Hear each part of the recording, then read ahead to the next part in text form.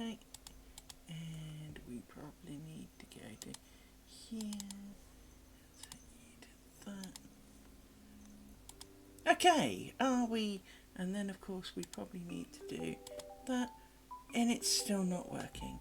Well, frigging excellent. I mean, it tells me you're getting voice.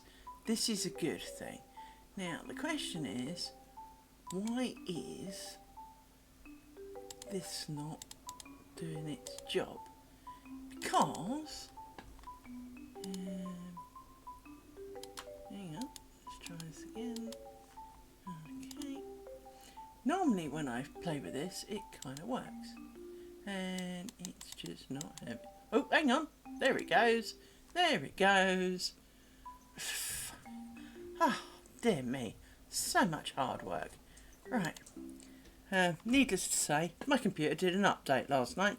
And apparently, that was it being annoying. So there you go. I know it's got the thingy on screen, but, well, sometimes you just have to be kind of... there you go. See, it all works out in the end. You just have to fiddle with it a lot. Rory, why are you licking my hand, my man?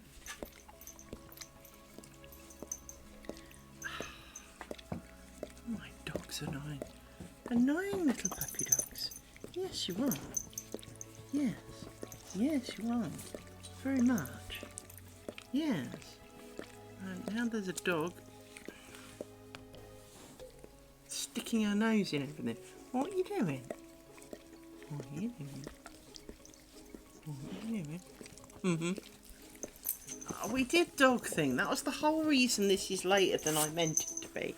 Is we were doing dog things. We were. We did dog things. Yes, we did.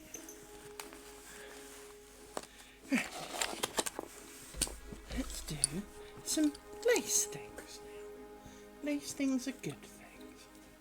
That's a good boy. You settle down. So settle down and be a good boy. Yes, you. Yes, you. Rory McPaws.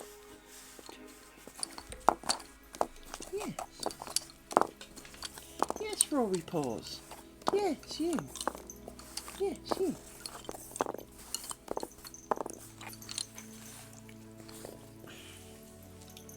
Have I not hugged you enough? Are you so deprived? Rory McPaws. Are you so deprived? Apparently you are. Well, I need to point out you're actually not. No. No, you're not. So I do apologise, everybody, but I'm being rather instructed by my dogs that I have not given them enough love today, even though they've had plenty. We've had huggies and ball and walks and hugs and food and drinks and snacks and treats, and yes, you had all those things, and it's still not enough, is it? No. I don't need to be licked, little man.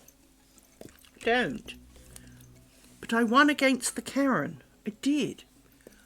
I was going to tell them all about the lovely lady that I won against. Yes, I was. I am. Yes, you don't need to remind me. There was a local lady who posted in the Facebook group about how her son had been flying the drone in his garden, and the wind blew it away. Could we keep an eye out? Could everyone keep an eye out for it? Drones, irrelevant of size or shape, are not to be flown in residential areas in the UK. There are rules and regulations. And I did it in the nicest way I could kind of conceivably do it.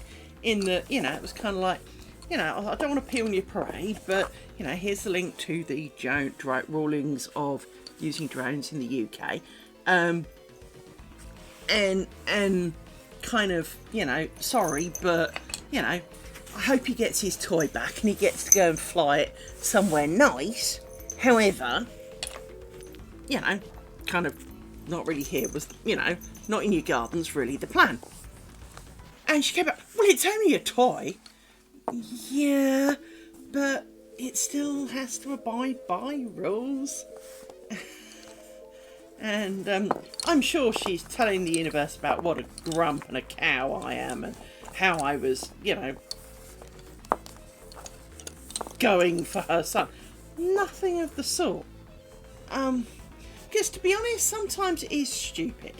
I mean, let's say you flew it under fence height throughout the entirety of your, and only in your garden then.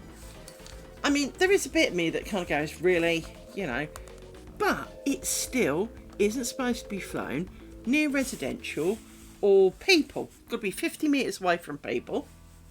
And it's, which kind of, so how do you launch it if you, anyway, but it, you know, as an autistic person, I see holes in the you know, rulings about, you know, well, if that's true and that's true, well, then that's kind of a bit impossible.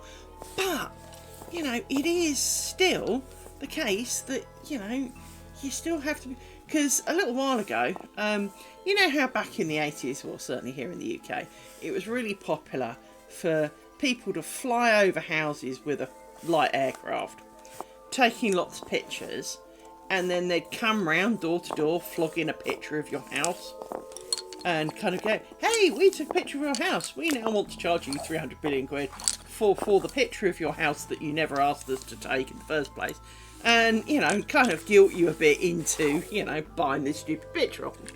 And we had a guy come round, and I kind of went, oh, you know, when did you fly over him? Oh, I didn't, I did it in my drone.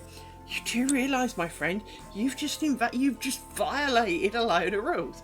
So, I don't know, it's here's one of those moments where you kind of going, I get it, but at the same time, what if I'd been in my garden, you know, stark naked, as you know, or doing rude things in my garden in an area that no one could normally see, and you flew over with your drone and caught it.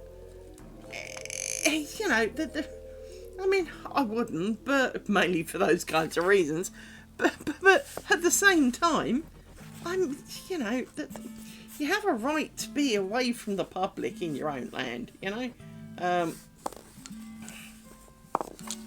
So yeah, I'm sure Karen is very much voicing her opinions on my soul about how dare I attack her child.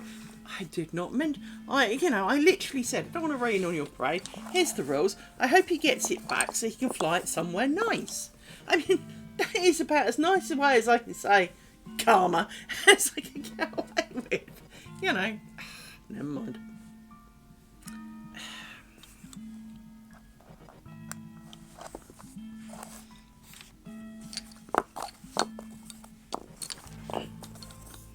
I mean, to be honest, the only reason I knew there were rules is because obviously drones weren't really a thing, and then when they started to be a problem for Heathrow, not that I live near Heathrow now, but, you know, when it became a problem for Heathrow, no, I mean, you know, you're attacking their child if you do, you're, you know, pissing on their parade, invading their privacy, you know, making snap judgments, you're the one that posted, you know, illegal activities. It's like the Somali guy who's potentially facing jail time. I can't remember where he is, Thailand or wherever, right? Where he's you know, he's gone about violating loads of rules about, you know, interfering with people shopping and doing lewd acts and all of this kind of stuff. And now he's surprised when, well, they've stuck him in jail waiting kind of trials, and that's not the right number of bobbins. How can I not have the right number of bobbins? It's because I didn't go far enough. And, you know, how can you be so surprised then when, you know, you must be vague. I mean, I will say that if you go to a foreign country, right?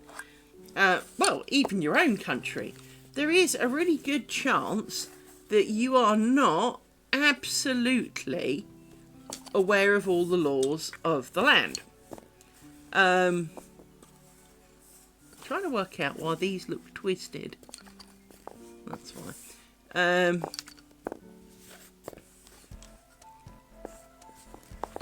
It's, you know, because it came up at work the other day. is that when you start working somewhere, they do not lay out in front of you all the rules of working in that country. They tell you, you know, if you work for, you know, these are going to be your work hours. This is a legally binding contract. If you choose to break that, you know, there are consequences, kind of thing, right? But what they don't tell you are things like, if you leave a company and they feel that they issued you with something and you haven't returned it, they are not allowed to keep it from your salary. They must go after you in the small claims court because you're not allowed to withhold salary. Unless you have signed something that specifically states. So, for sake of the argument, you go on a really expensive course. This is one of the most common ones. You go on an expensive course, and they will often make you sign something that says, to go on this course to better your career or to be able to do your job. Bear in mind, of course, if you are not qualified, you might not be allowed to do the job. Therefore, you are almost semi-offering to stand down from your position if you don't. So it is a little bit over a barrel. But they might say to you that, you know, due to the value of the course, if you choose to leave within a certain period of time, you will need to refund some of the difference of the price. Now, in that situation, they arguably can sort of withhold some of your salary, just because you have priorly agreed that a sum of so much will be, you know, theirs should you choose to leave before a particular time period is up. So I've got a bit on my finger, which is going to be really annoying if I don't deal with it. There we go. But they don't tell you that. Of course they don't tell you that. And in fact, I didn't know that until I left the company and I was at a new company and I was minding my own business, and I realised that they hadn't paid me my whole salary. And I had a face like a wet weekend, and the HR guy said to me, "What's the matter?" And it was like, "Oh, well, you know, my former employer, I've just done it wrong again." I'm like, for goodness sake, how did I do this? Why is it? I don't know. That is right. So you go out there, 1, 2, 3.5. Hang on, 1, 2. Now I've got 3.5. How have I got halves? It's always a bad day for this. Come on. But the HR guy went, "They're not allowed to withhold your salary." And it's like, "Well, what do you mean?" He said, "They are not allowed to withhold your salary. 1, 2, 3, 4, 5, 6, 7. So somewhere, 1, 2, 3, 4. That's where it is. I just redid it wrong somehow. But yeah, they're not allowed to withhold it. He took them to court for me. So this is the HR guy of the new company. It would never happen these days, but it's the HR guy of the new company. Took them to court for me. And won. And not only did I get the missing money, I got almost double of it as a, "You're not allowed to do that. Oops, sorry," right? Which, you know, it was rather appreciated. As I say, mate, you know, HR wouldn't do that these days. Although I could use it right now for the fact that I am missing some money that I owed from my old employer. But it is kind of one of those, this doesn't feel right either. That's 4 and it shouldn't be. No, that's because you go. That's right. That's alright. My brain's not brainy today. So yeah, it's you know, we do have good rules here, but until you need them, you often don't hear of half of what's illegal and what's not. Now, I mean, some things are kind of obviously illegal. I mean, just because no one's told me specifically that, you know, killing idiots is illegal. Sadly, I happen to know that, as a general rule, killing other people is generically frowned upon. Therefore, it is not too surprising to hear that, despite the fact that you might be heralded the saviour of the universe because some of these people really are, worthy potentially of removing. No, I'm not good with idiots either. But, sadly, apparently they get to live. But, irrelevant of the fact of our intolerances, that, they get to live, that no matter how stupid some of these people are, and some of them do always manage to take it to new heights, let's truly be honest, that they do get to retain their status as part of the population, and you're not allowed to change that. And, while that is often very disappointing because, frankly, they are worthy of it, we know this, but it does. But at the same time, I've never seen it written down that, I know it's in the Bible, but, as far as, they weren't exactly British laws, So, but there are lots of things. There are lots of things that, stealing and, there's all the obvious things. But then there's less obvious things. Such as, deliberately lying on your tax form and swindling the government out of money is illegal. Well, of course it is, right? But at the same time, much like the do not microwave your dog had to be written down on packets, some of these things should just be fairly obvious from the off. You don't necessarily need to see them written down to know that you... Have you not seen that?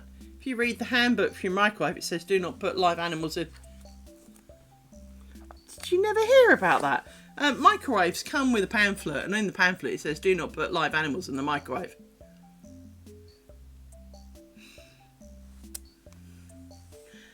Now, the urban myth that goes with this explanation, it's a bit like the McDonald's hot apple pie has to say this item is hot, and hot water taps have to have this is hot written on it, is because there is always that special person in life who is the reason that exists. And the urban myth for the microwave statement basically goes along the lines of they were always originally sold as can do everything your oven did.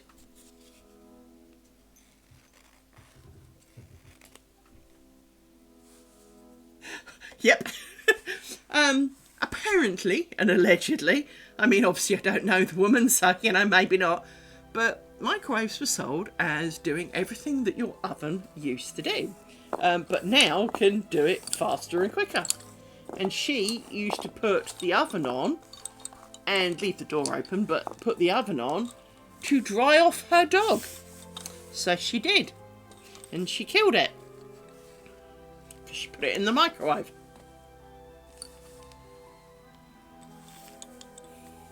Now, with any luck, the poor thing died real quick, right?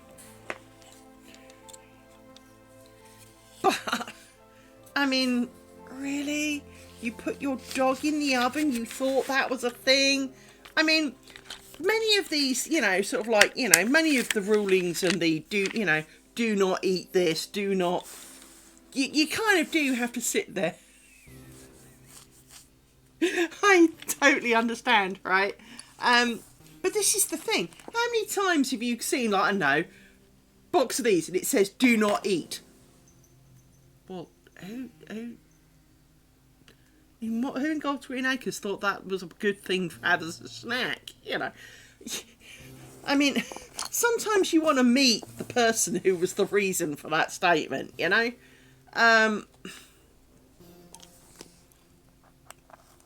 Why did someone, who was it who really thought that was a good idea? I need to meet them. Because they'll make me feel so much better about myself on a crappy day where, I'm not even sure whether these are my hands or not, sort of thing. And you're telling me that there's someone who needed that? Dear God, I'm having a bad day.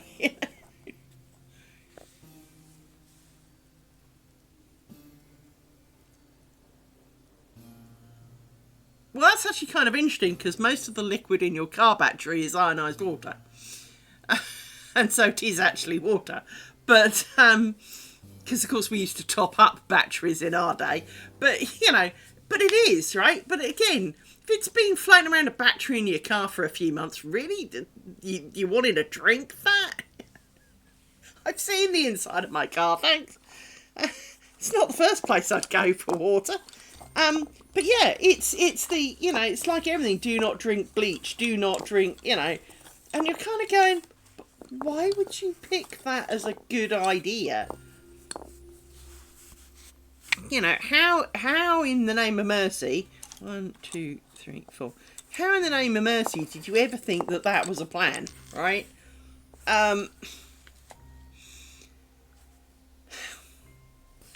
Or the peanuts. This product may contain nuts. Yeah, the fucking peanuts. I mean, if I buy a cheese sandwich, I don't necessarily expect it to have nut in it because, well, it's a cheese sandwich. But if I buy a packet of peanuts, I fucking want it to have nuts in it. That was the whole point. There are times, as I say, there are times that you're kind of going, so who was the idiot who bought peanuts that meant that we had to write this package may contain nuts?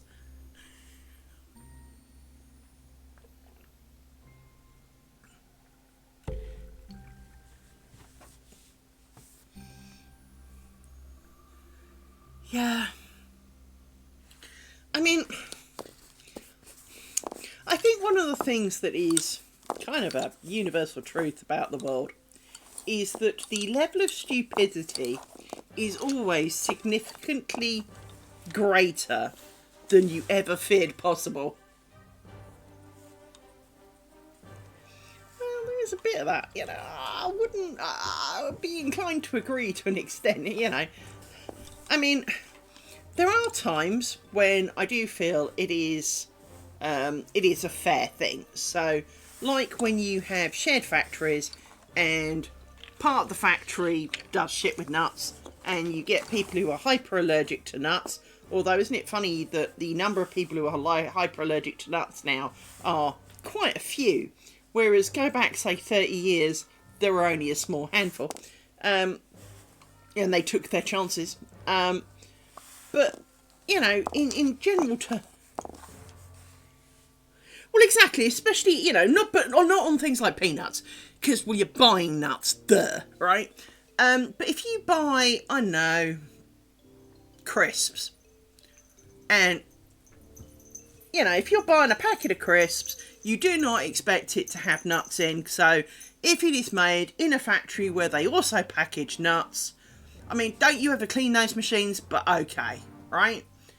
I'll accept that this is, you know, this product is made in a factory where nuts are present. So therefore, if you are, you know, that deathly allergic, it's on your own head. Exactly, right? I mean, but part of you kind of goes, surely it should be enough, right? But if you were changing from a nut product to a non-nut product, surely you would kind of want to do that anyway. But never mind, you know, as we've said, you know, we kind of get that because, you know, you're not expecting nuts to be in it. Therefore, it's not an unreasonable expectation to be able to buy a packet of crisps and for it to be nut-free. But if you're buying a packet of peanuts, you're a dick, right? And it is one of those things is that, as you say, if you, I mean, the problem now is if you buy one of those hot apple pies from McDonald's, they're not frigging hot anymore. They're tepidly warm. I mean, McDonald's hot apple pies used to be hot enough that you'd eat your burger and your fries and get to the hot apple pie and it would still be hot enough that you'd kind of burn on it, right? And you had to blow on it and, you know, nibble it gently. These days, even if you eat it first, it's generally kind of cold. Yeah, I've never really had hot drinks from McDonald's, I will confess. But, you know, it doesn't surprise me. But but it is one of those things. There are times when you're going, so that's okay. But it's like one of the ones that always kind of annoyed me is in the workplace when you are surrounded by adults. And of course, in the workplace and general public areas, women's and men's bathrooms are separate. And there's pretty much a good reason for that. But at the same time, kind of why? You don't do it at home. You don't have like his and hers toilets at home. But, so why then at work, if you need to put a cable across the floor, it is no longer your responsibility to look where you're going. Why is it that you've now got to almost have the flashing lights and klaxons going because there is a cable and you must cover it with one of those long rubbery things that kind of makes a road bump out of it, so you trip over that instead, because of course it's rubber and grippy. Why is it that in the workplace you can't be, no adult is allowed to be held responsible for their own actions? You know? Oh, but you didn't tell me there was this bright red cable on a I mean, if it kind of camouflages, again, kind of can see it. But if you've got like a grey floor, honey, I'm going to be 53 this year. I still haven't worked it out. But you know, it does seem one of those things. There is this little bit of you kind of going. So in my own home, if I shared my home with someone else and they left a cable and I tripped over it, I'd call them a few swear words and pick myself up and move on. Because I wasn't looking where I was going. You know, if I tripped over the cord of the Hoover when my mother was vacuuming, you know, sorry Pete, if I tripped over the vacuum cord while my mother was vacuuming, my mother would have told me off for not looking where I was going. Should have given me a thick ear to go with it, right? You know, irrelevant of any injuries I sustained from falling over it, you know, I'd now have a thick ear to go with it. Or a sore butt, one or the other, maybe even both, depending on, you know, because it's not like you can't hear it. So hang on, you know, since when is it then in a workplace that basically you can walk around with your eyes shut, and if there's anything remotely wrong, so, you know, if you see sparks coming out of it, you grab it, well, you're a dick. If it's on fire, don't go and sit on it, you know. I mean, why is it that in a workplace, you know, you can sue them if you do these things, right? It just seems, oh, the office is on fire. Oh, I'll just sit down and keep warm, shall I? You know, I mean, you know, good job to the dude who started it, but, you know, it always made me laugh. It's always made me laugh that we have these completely different standards depending on where you are. Yet, in a workplace, they're all adults. How can we, 1, 2, 3, 4, just checking. How can they not be expected to adult when they're at work? You know? I mean, let's face it. Loads of the rules about working now are because people can't be trusted to be adults, right? But at the same time, even some of that doesn't make a lot of sense. We've got the beans. Hey! You two. So yeah, I've always found it puzzling. I know. Terribly vicious. But it's... Yeah, it always made me laugh that, you know, should you need to... you're going to commandeer the printer for like 5 hours because you're doing a massive print run or something, right? That if you pick the printer up or you run the cable direct to your computer so that it, you know, speed it up to, you know, because you don't want anyone else printing to your special paper or whatever it is you're doing, right?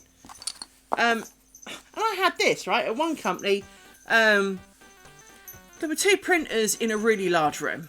And I do mean large. It's got to be 30 metres square, right? And I'd been tasked with printing some crap out. So I asked the lady who sat at the end of our desk, who had a printer on her desk, if I could redirect her stuff to the core printer in the room, and should she need anything printing, because she didn't print off that much, I would go get it for her, but that I could use her printer to print out this stuff and not interrupt everyone else. She refused. Well, originally she said yes, and then about 10 minutes before it was due, she changed her mind, right? Now, I need to point out at the time, I couldn't walk. I had to walk with, I had crutches, and I couldn't walk without assistance, right? So carrying shit was really difficult. So I now had to run up and down 2 flights of stairs with every print job to see why it had stopped printing. Because she wouldn't let me do it. Oh, she was a nice lady, she was.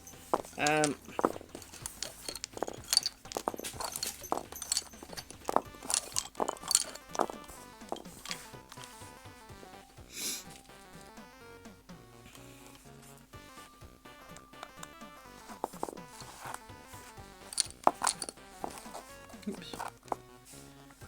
Again, him.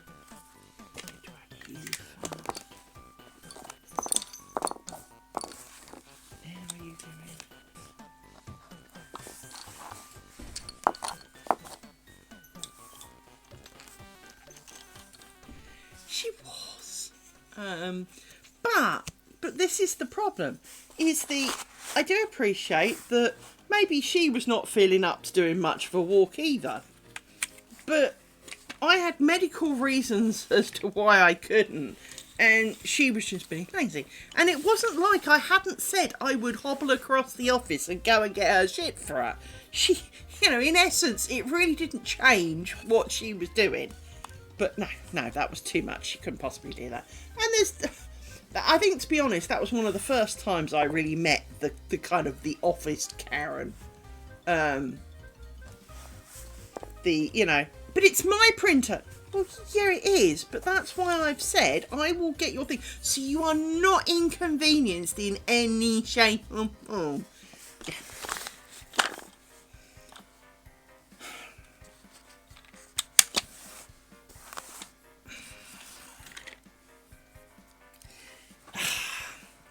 They're always special. But yeah, I'm waiting for this thing on Facebook to proper blow up. I know. I'm waiting for this to really, really, really blow up a little bit.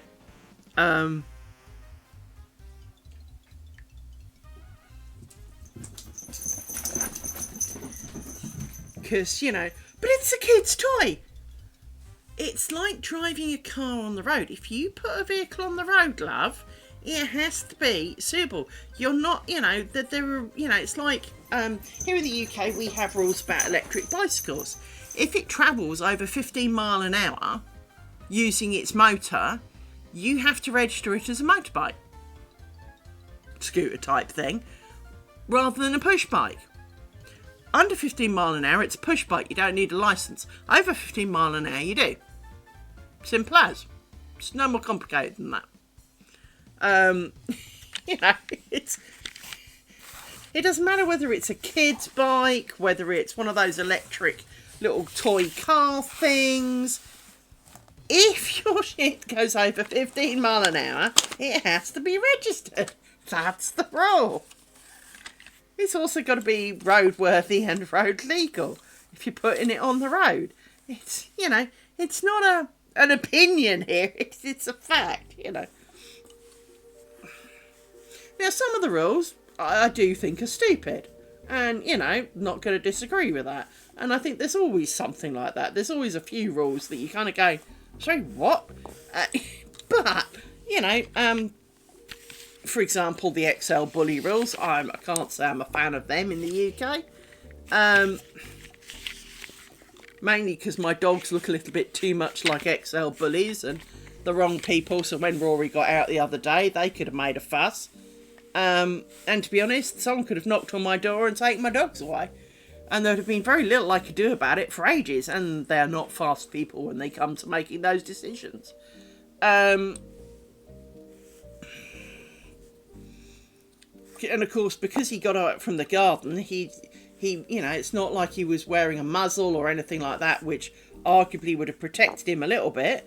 But no, you know, because he got out and he was overexcitable and you know, it could have gone very badly. Now, I love Rory to pieces and he is pretty harmless. But at the same time, not everybody knows that.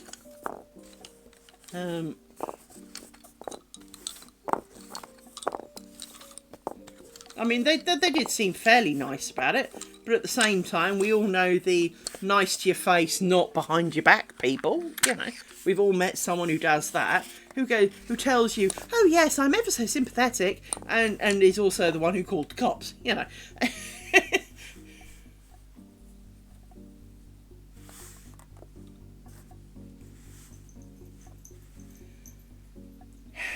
No. The problem is, just like people, is that there are good people and bad people. Now, while I would also argue there aren't many bad dogs, there are dogs who have been made bad by their owners. But it's never the owners. We don't put the owners down. We put down the dog who is trying to please its owner. There was a horrific video I watched years ago. Sorry, Americans, but this is a you one. Very true. But I watched a video, I think it was quite a famous video, of a guy who had seen some cops wailing on a dude down the street, and he had stopped to ask if everything was okay. The cops told him to move on. And when he kind of thought that the cops were being a little bit overly violent towards the person in that they were wailing on down the street, the police came for him and wanted to arrest him. And of course he resisted a little bit. Now, he didn't do anything. It's not like he was swinging for them. He was just kind of, you know, kind of not complying. So his dog leapt out the car, went to protect him, so they shot it. Dog didn't actually do anything to anybody, but they shot it on the off chance it was going to. And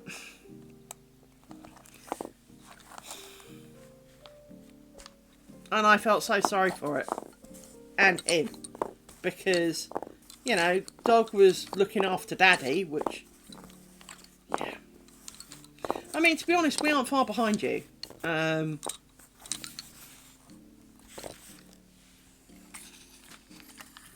I don't remember, it was a long time ago. It was quite a few years ago, but it, you know, it has lived with me ever since, because I mean, it was something my mother once said. Bless the stupid cow. I've always liked having dogs around. They're good company, and I'd like to think that any burglar who wanted to come in my house would be put off by the fact that there are dogs.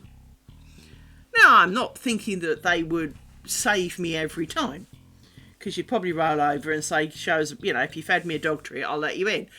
But, and if they stopped to give them a pat on the head and a hug and a bit of fuss, they would almost certainly show them where all the goods are. But, you know, the noise of the dogs, the attraction that could be to other people, I'd like to think, deters the casual, not the the more determined one will just kind of manage to lock them in a room and then take what they want, right? But, as my mother said, well, that's all right, they'll just shoot them. And that also has lived with me for years, because my mother must have said that 30 years ago now. You know, well, yeah, they might, but that's not what you want. I want you to tell me, right? I don't want to think that while I'm out, my little dog's at home, you know, doing his best to get, or her best, or their best, to guard their bonio funds, right? Because you can... Rory, I don't know what you're eating, but can you not? Whatever it was, can we not be eating that? But, you know, they're doing their best to look after their bonio fund, because that's pretty much what they're actually protecting, not the rest of your house. I don't want to think that they'll be shot if some idiot decides that he wants to come in and see if I've got 50 quid in a drawer. Can we not? You know, I don't need that living in my head. And, well, she put it there, and that kind of really put me off, well, it put me off my mother more than anything else. What are you doing? Why are you being so annoying? My little puppy. Because you're always annoying, though. Yes, you are. Yes, you're annoyings. No worries. Hello, Amy. Hello. Hello, little Pippi. Why are you licking me so much? I don't wish to be licked. No, I don't. I don't. It's horrible. It makes my hands wet. I also know what other things you lick, so can we, you know, it's not a pleasurable thought. But, you know, it's like one of those other earworm things that gets in your head, is you remind you to the bits of you that you clean with that face. Why is your ear wet? Has he been sucking your ears again? Has he been sucking your ears again? I think he has. Come on, off you go. Come on, Rory. Come on. Come on. Either come up or sod off. Choice is yours, but pick one, you know? Right. You're over. You went over. You're over.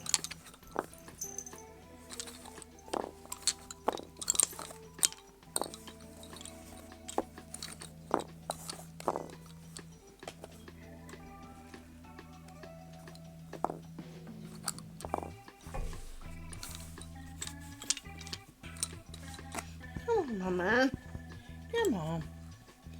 Come on, boy. What are you doing? Hey. Hey. Come on. Come on. You ninja your way up. Yes, we can't see that you're getting up under the table at all. No, we can't. We can't see you at all, little man. There you go. There you go.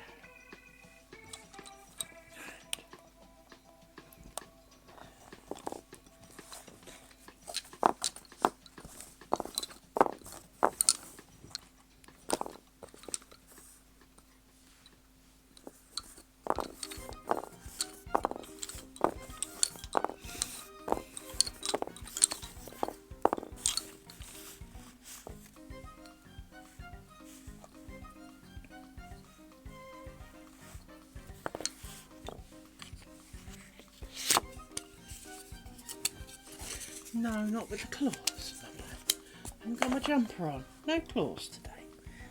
Why do you need so many huggies? Why do you need so many huggies? I know. You're feeling a sad little boy today, aren't you? You're just annoying, Amy. That's what you do best. Being annoying. Yes.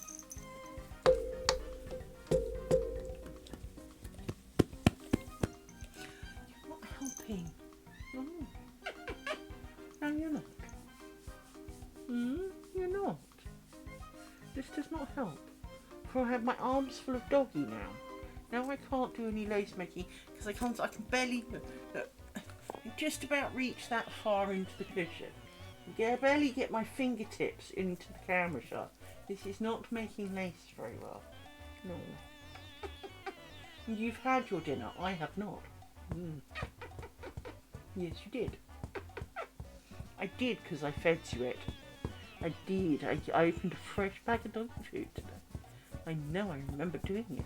I filled the box and then I gave you big scoops of doggy food. I did. I did. Don't be pretending that I didn't. So you're wagging your tail because you remember it. Yes, you do. Yes, you do. Oh.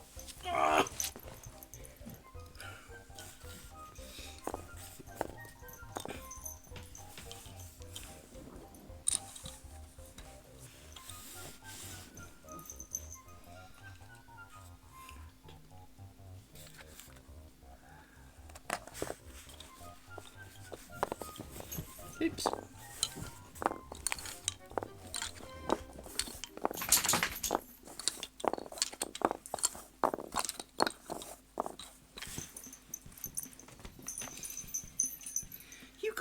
ants in your pants, you two.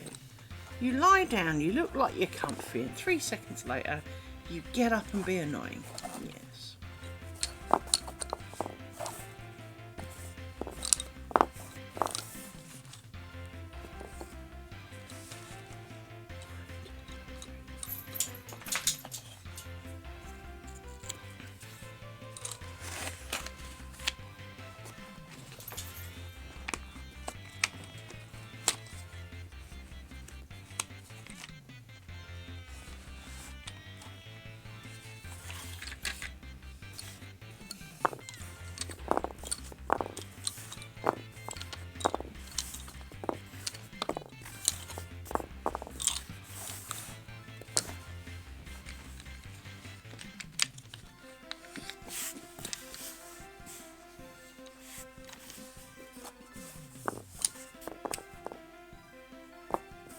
Yay!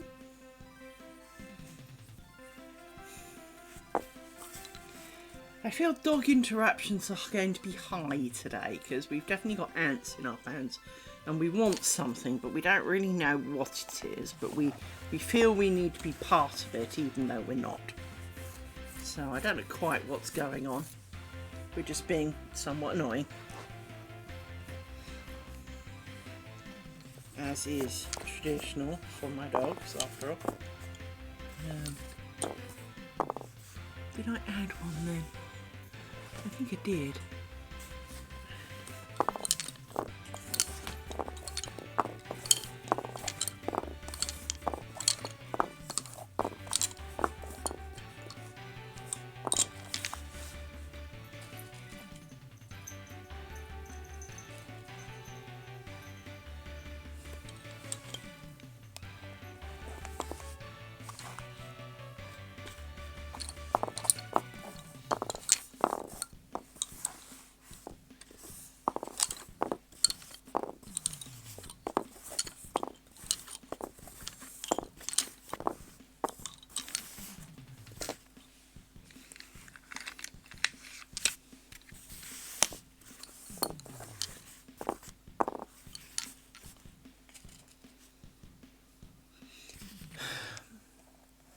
So how goes your end of the world there?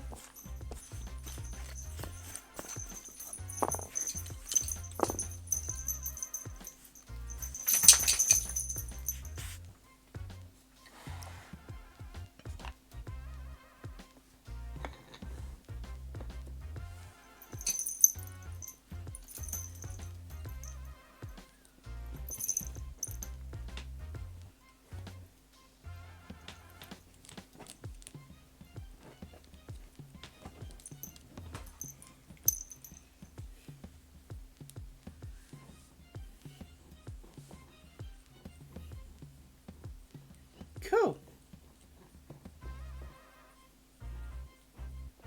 And as you can see from this vague thread twiddling in the bottom corner, I am filling a bobbin because one of the bobbins has only got this much thread left on it. So I am filling the bobbin.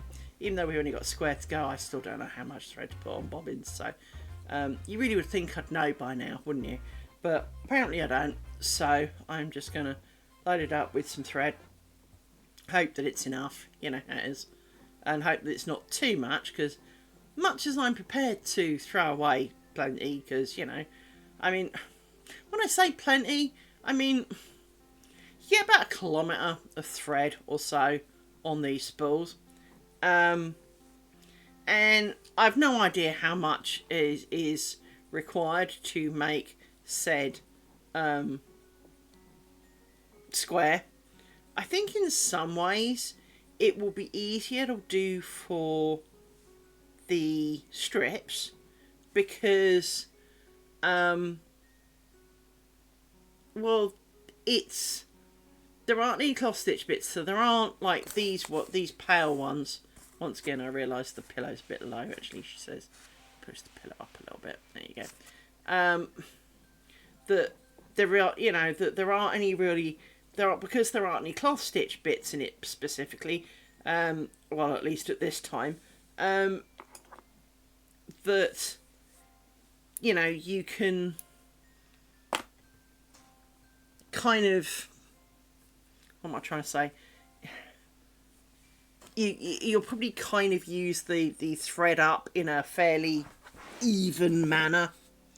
Not entirely, because the bits making the snakes, some of the bits on the snake do just stay totally within the snake.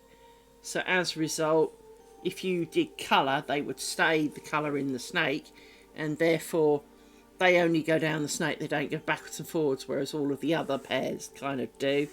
So with that in mind, not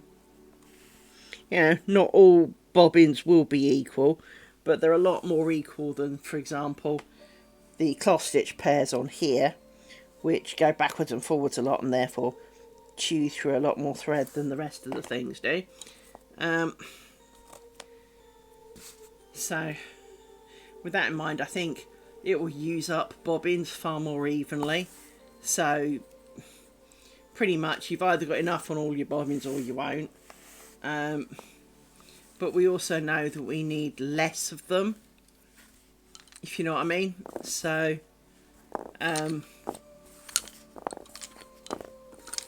because they're doing a metre strip, we only need 7 strips. It's quite likely that I won't have worked out exactly how much is needed for a strip by the end of it, because I'll have only done 7 strips, so I only get like 7 chances to get it right.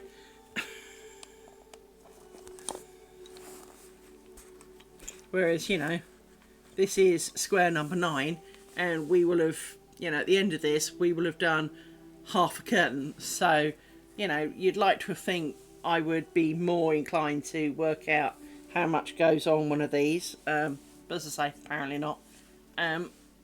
So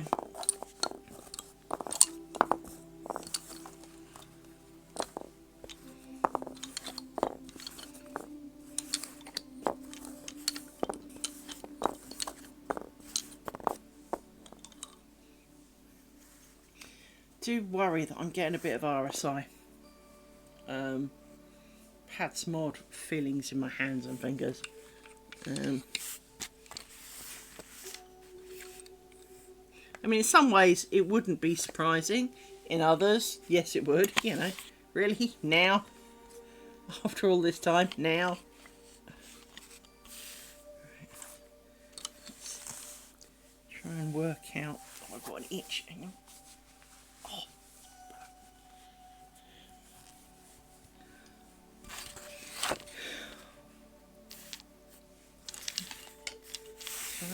That's fine. Just checking they are the pair. As you can see, this one's also due to run out shortly.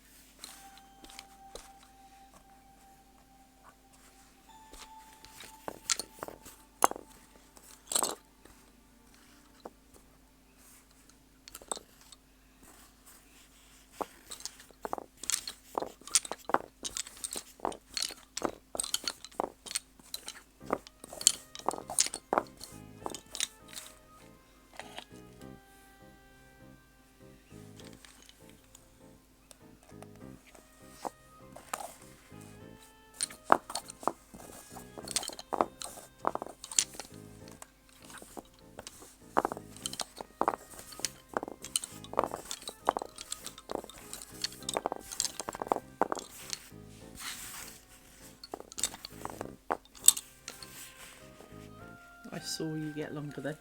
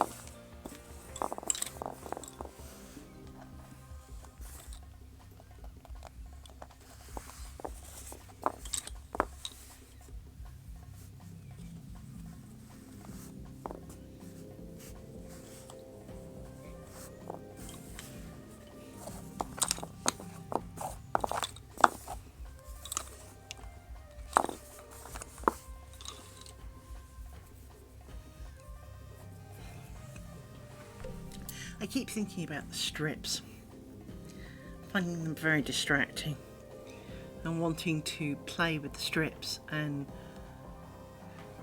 even though test strip number 4 is likely to be a metre long, nearly, it's going to be at least 2 foot long. I'm tempted to try a few more random elements, shall we call it. But I've also got to be careful of promising things in my head that my heart can't handle, if you know what I mean.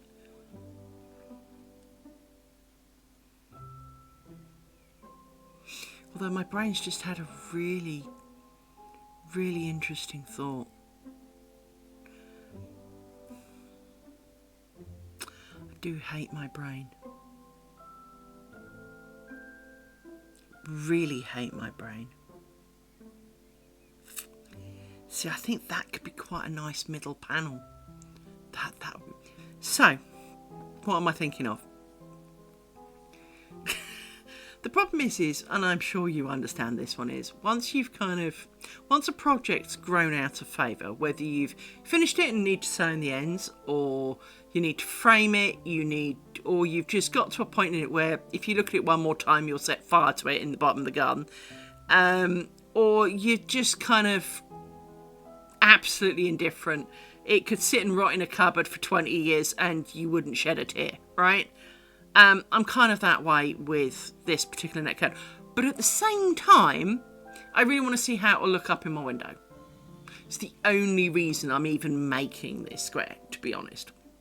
Is if I do a half window, at least I can get an idea of what it would look like. Because, of course, the other thing is nothing else is dropping. I wonder why chat's dropping. Chat dropped. Anyway,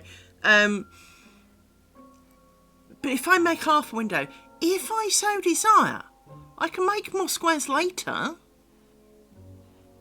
It's not that I can't make squares later. I could make another 9 sew on the bottom and have a whole curtain later. I could come back to it. But right here, right now, I really don't want to be doing squares. But at the same time, I'm really interested in how the strips will turn out. Because as we know, we found a way to make it look pretty much like I made them in one piece, which would be ideal. So what is it that I'm thinking of doing? One thing you won't have seen me doing, which is very traditional with Bedfordshire lace, something I haven't really spoken about much before, because of course there's more types of lace than there are places who made it, because each place who made it, like I said before, it's like they all went on a training course. They all learnt some basic stitches. They all then went back, couldn't remember half the crap they did on the course, because obviously, you know, planes weren't a thing. So by the time they got home to show anyone else, they were a little bit jumbled up on how things went. And one of the things that Bedfordshire people did was their idea of groundwork is not this kind of mesh, right? What they do is they take 2 pairs of bobbins and basically plait them together. So instead of making rose ground or other shapes, spiders, whatever, they would make long plaits of thing, and where the 2 met, they'd do kind of a standard bobbin dance to join the 2 together, and then continue. Now often they do picots on it, but they do this long thing. Now my brain's currently sitting there going, wouldn't it be quite interesting if on the middle, instead of doing this kind of grid, you did the Bedfordshire style of grid? And there is a bit of me going, yeah, that could work. And there's also a bit of me going, no, don't need this in my head, you know?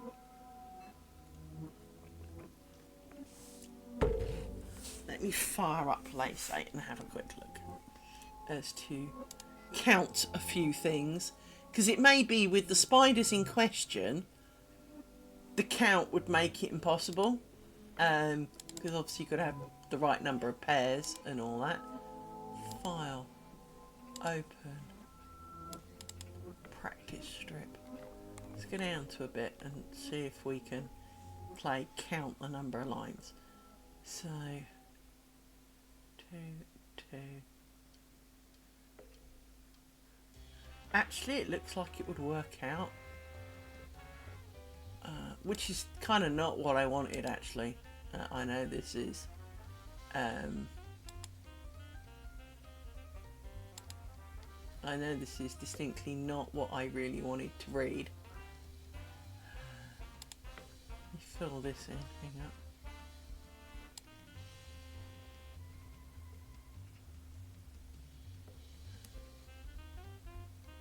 Huh? What? It's not what that did before.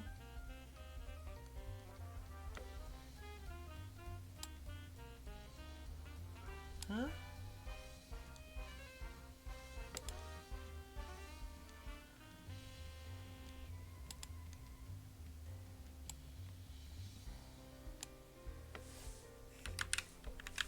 Ricky Kesme, were you here when I was doing the lace 8 thing, losing my shit with it over the weekend? I think you were, weren't you? Or was it Friday? I can't remember. But you were here when I was showing you a load of the I was showing loads of the problems I had, weren't you? Pretty yeah. Let me right, let me show you this. Right. So let me undo. Right.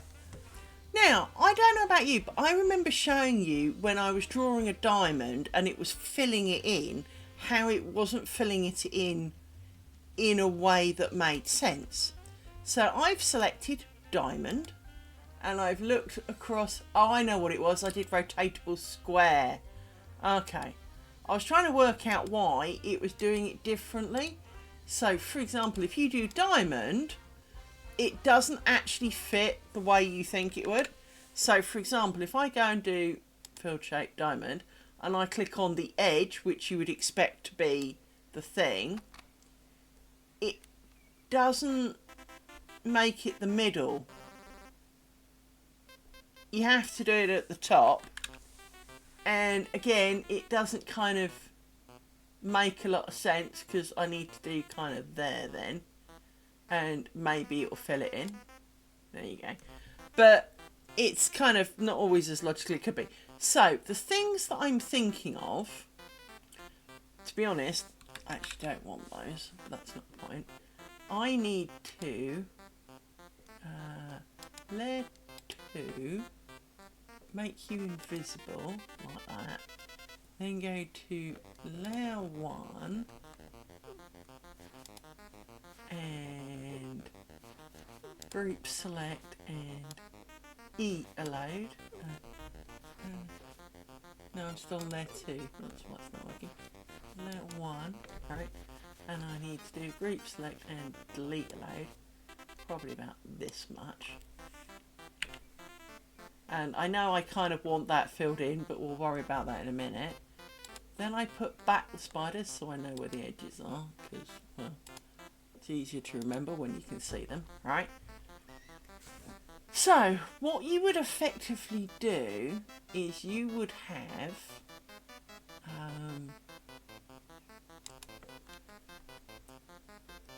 a pair that would come from here, and it would come like that over there.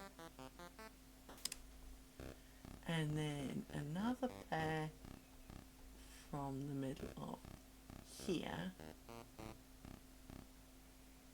She says just checking because that one would come into a pair, but then it wouldn't be available for legs. So I need to think about this. So there's 2 pairs. Yes, that still works. No, it still works. That's still good. It's still good. It's still good. This comes down like this. And then we do that again. So let's see if we can select them. Are you going to select all of it? Yeah, that'll go. And it's control for this piece of shit application. Right. And then we want to paste. I'm going to do them higher up just because I'm a lazy cow. Like that, there.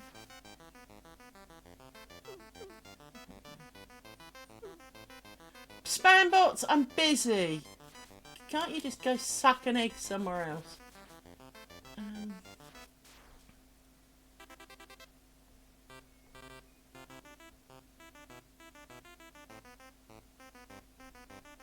It's really hard to line these up like that. And then we'll do a few more. You need to come out of those two. But then why don't all the others line up? It's because I'm not doing them that way. Hang on. How has that not lined up? Because I've got it wrong, isn't it? Let's try that again. You come out of these two. It's too small. Be bigger. When trying to play spot the hole, it's a lot easier if you're just bigger. So you need to go kind of. No, you're not long enough. How are you not long enough? There. And then you need to go there. Right. So how come? Oh, it's because you're not long enough either. I just didn't notice. Okay. So you're a dot. I want a line. Thank you. I want you to come down too.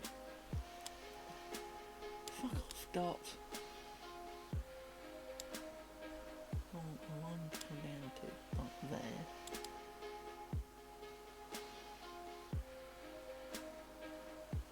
No, it doesn't quite look right.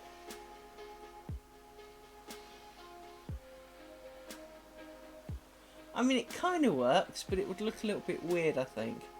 So, fuck off,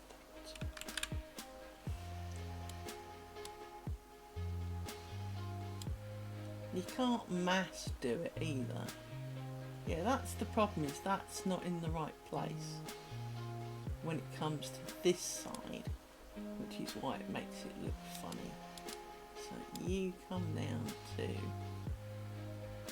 should be here. Yeah, it's not got the right number of legs. I'm wrong. But the idea is that you have basically, hang on, let's get rid of the dots at the end because they're annoying. So you'd have like loads of lines like this that would kind of be a bit more spread apart, and let's cheap grab, paste, and do you there and there, and then grab, copy, paste. If you don't want to paste it, I want to grab it, and I want to transform, rotate, leave original. 90, yeah, 90 like that. So you end up with a thicker grid like that. My brain was thinking how that could be quite attractive in the middle. Now, there could be things that I could do to make that work. So instead of having snakes down the side, because clearly the snake's got the wrong number of legs because they've only got 3 legs, even though that's 4 pairs, because obviously the end one counts, it can't count twice, so it can't be the first leg and the end leg at the same time. So realistically, it's a 3-legged thing, therefore it doesn't really work, because you need 2 pairs to do it with. It does make me wonder then if for the middle I could do something, but I think it would look wrong next to, you know, if you had this kind of grid going on to the right of the spiders, because it wouldn't line up. I think it would look wonky. I mean, it would probably be one of those things that only really shows to me, but I've also got to live with it. Because one of the obvious things you could do is make rose browns, because this is 2 pairs of bobbins together, which is why they're kind of pairs. So they would actually be slightly off centre for their square. So instead of being on the square, you would put them like that, so that these two bobbins feed the end. So if I put some dots in so you can see, because I don't think you can see my mouse pointing, these two bobbins would feed that end, and these two bobbins would feed that end, and then coming out the other end, that end comes back to two bobbins. So in doing that, you could easily make them feed into rose ground. That could work quite well. But I think that is, I'm not sure that is the answer I need, you know. I'm just looking, because if that was a rose ground there, if I put a rose ground here, that feeds those two, that feeds those two, that doesn't have a thing, that wouldn't get a leg, so that doesn't work. But I could do something like that, but I would need to do it carefully. Now, what I might be able to get away with, she says, suddenly having more ideas.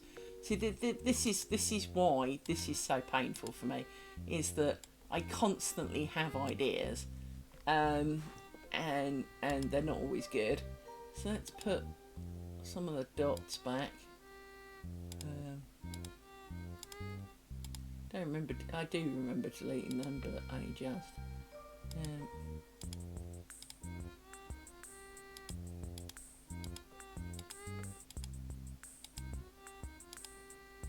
List.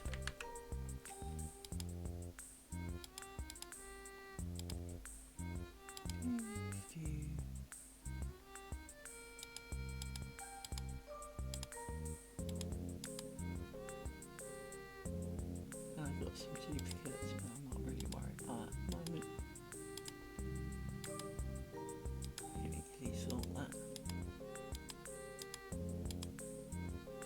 Now, I've got an extra dot there.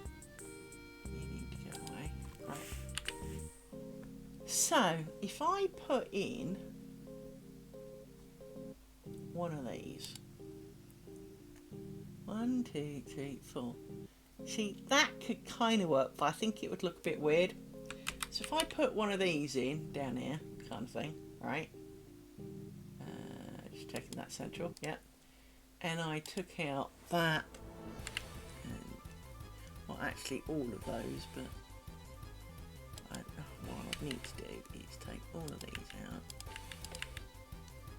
Where's the freehand thing? Freehand thing, turn off the stupidness.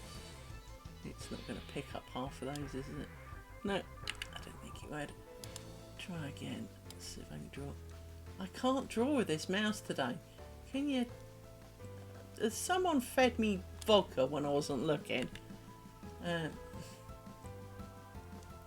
Let's do those two.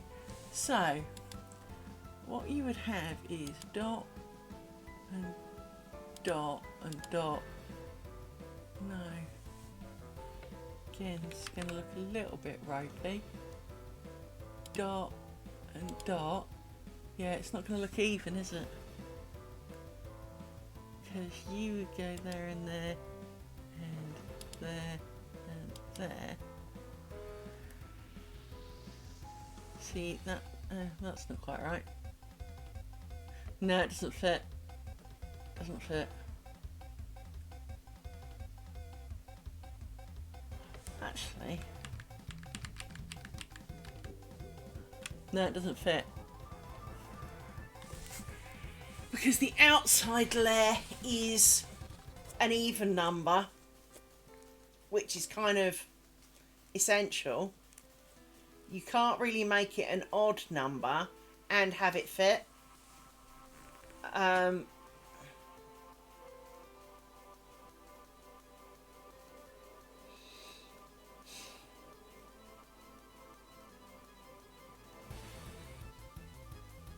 In my head that was fitting. So I know why.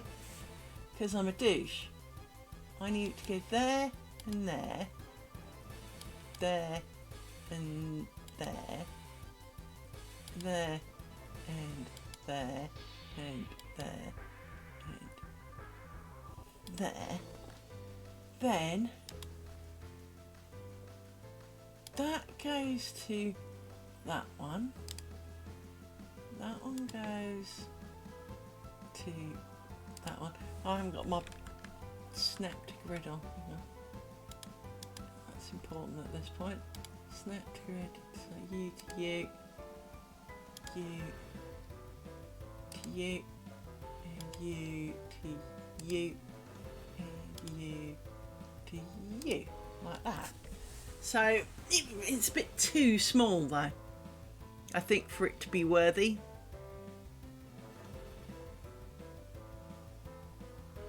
I think it would just look shitty, but I guess we can try.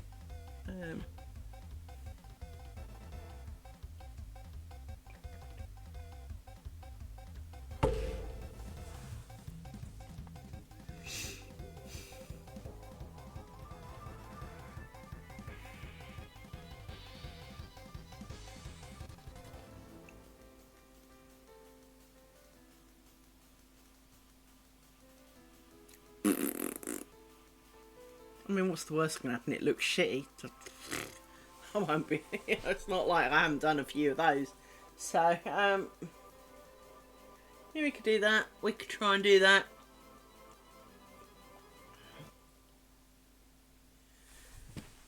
Let me put the pin spots in to remind me what I'm actually doing with this. So, you get a pin. You get a pin. You get a pin. And you get a pen. I could do that.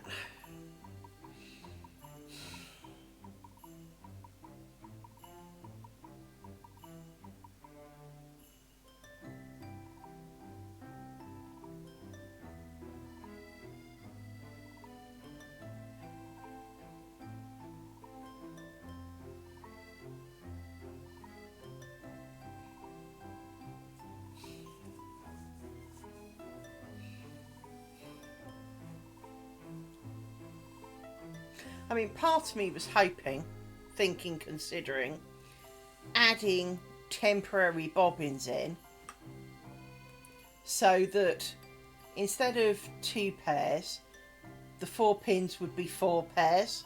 So you'd add an extra pair of bobbin in and tie them off at the other end. So you'd have 4 pairs crossing. So it would be the same, but then it would look very similar to the grid that we're doing anyway, so I don't think it would really stand out the way I'm hoping.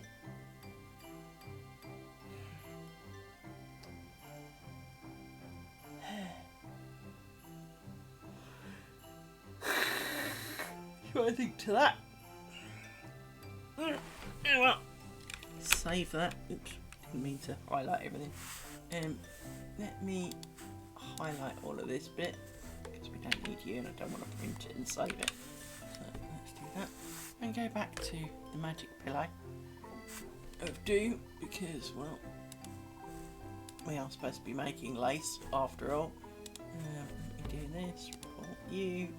Spam next. Spam next. Spam. I verify that I am me. And I wish to kill said spam bot. There we go. Right, let's get back to doing this. Because we only got as far as 1 row ground before we got distracted. So, which is, of course, this is, of course, my hump square. Square that I kind of struggle with every time. So,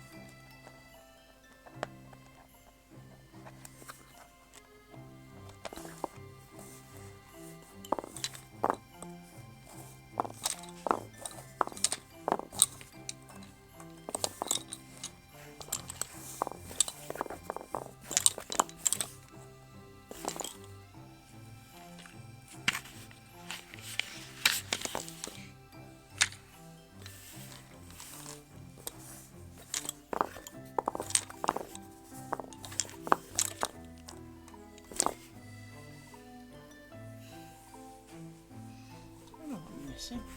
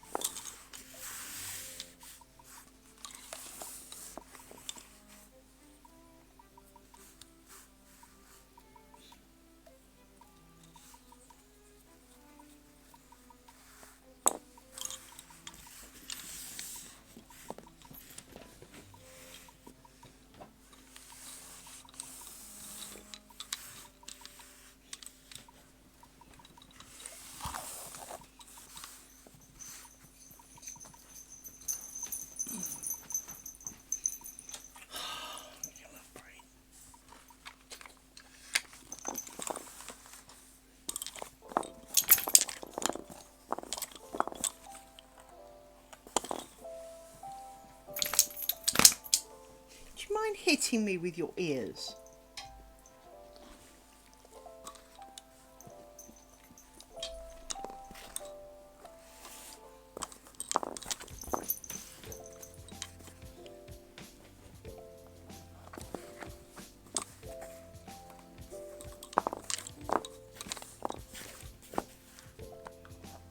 Apparently not.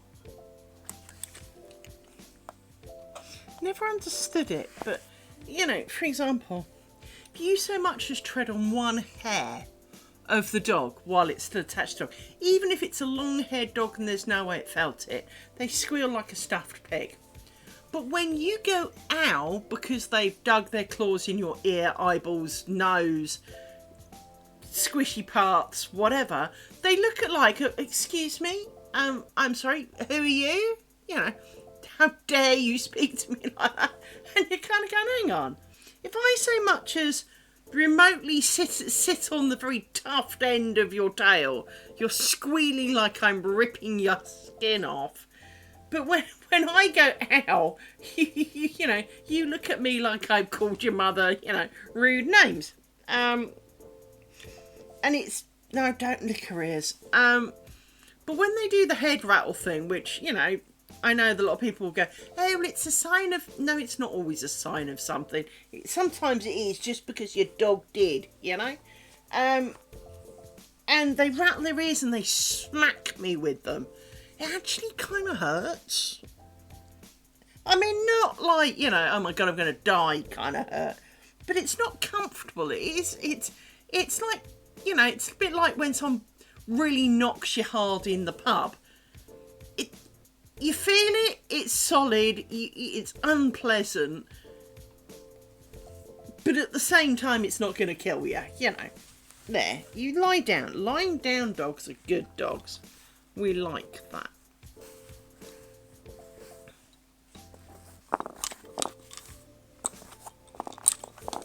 We like lying down dogs.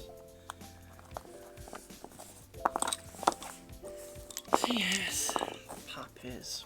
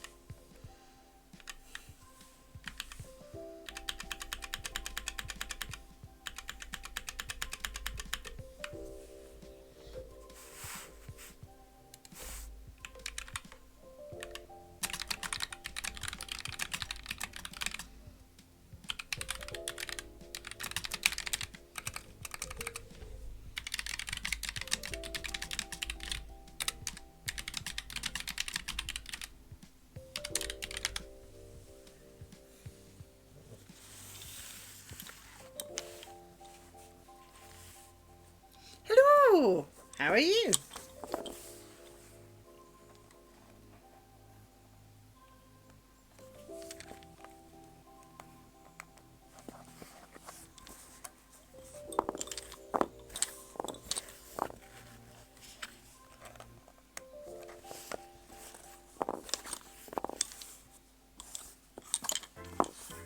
How you doing?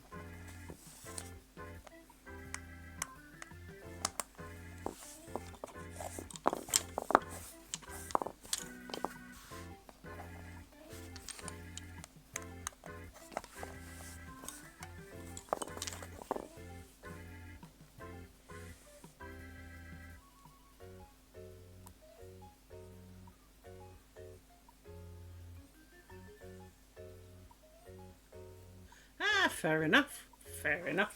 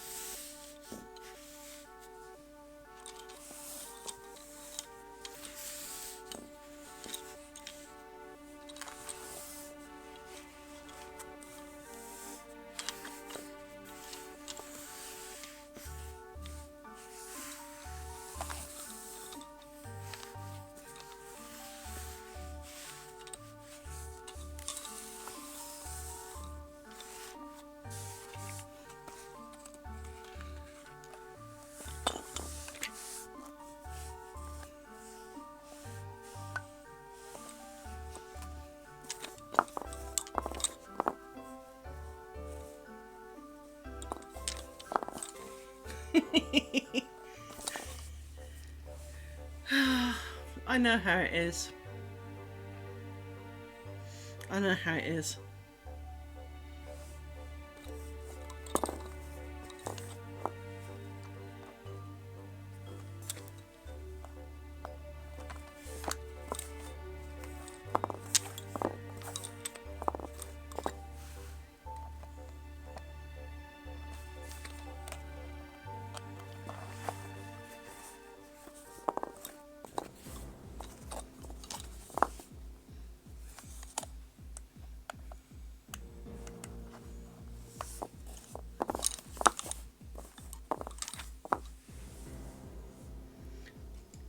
Make your own.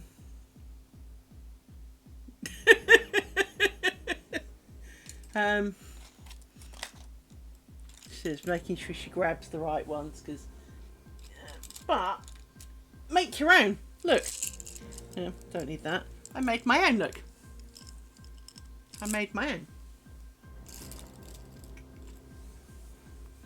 And just to prove I made my own, here's a stick that I coloured earlier.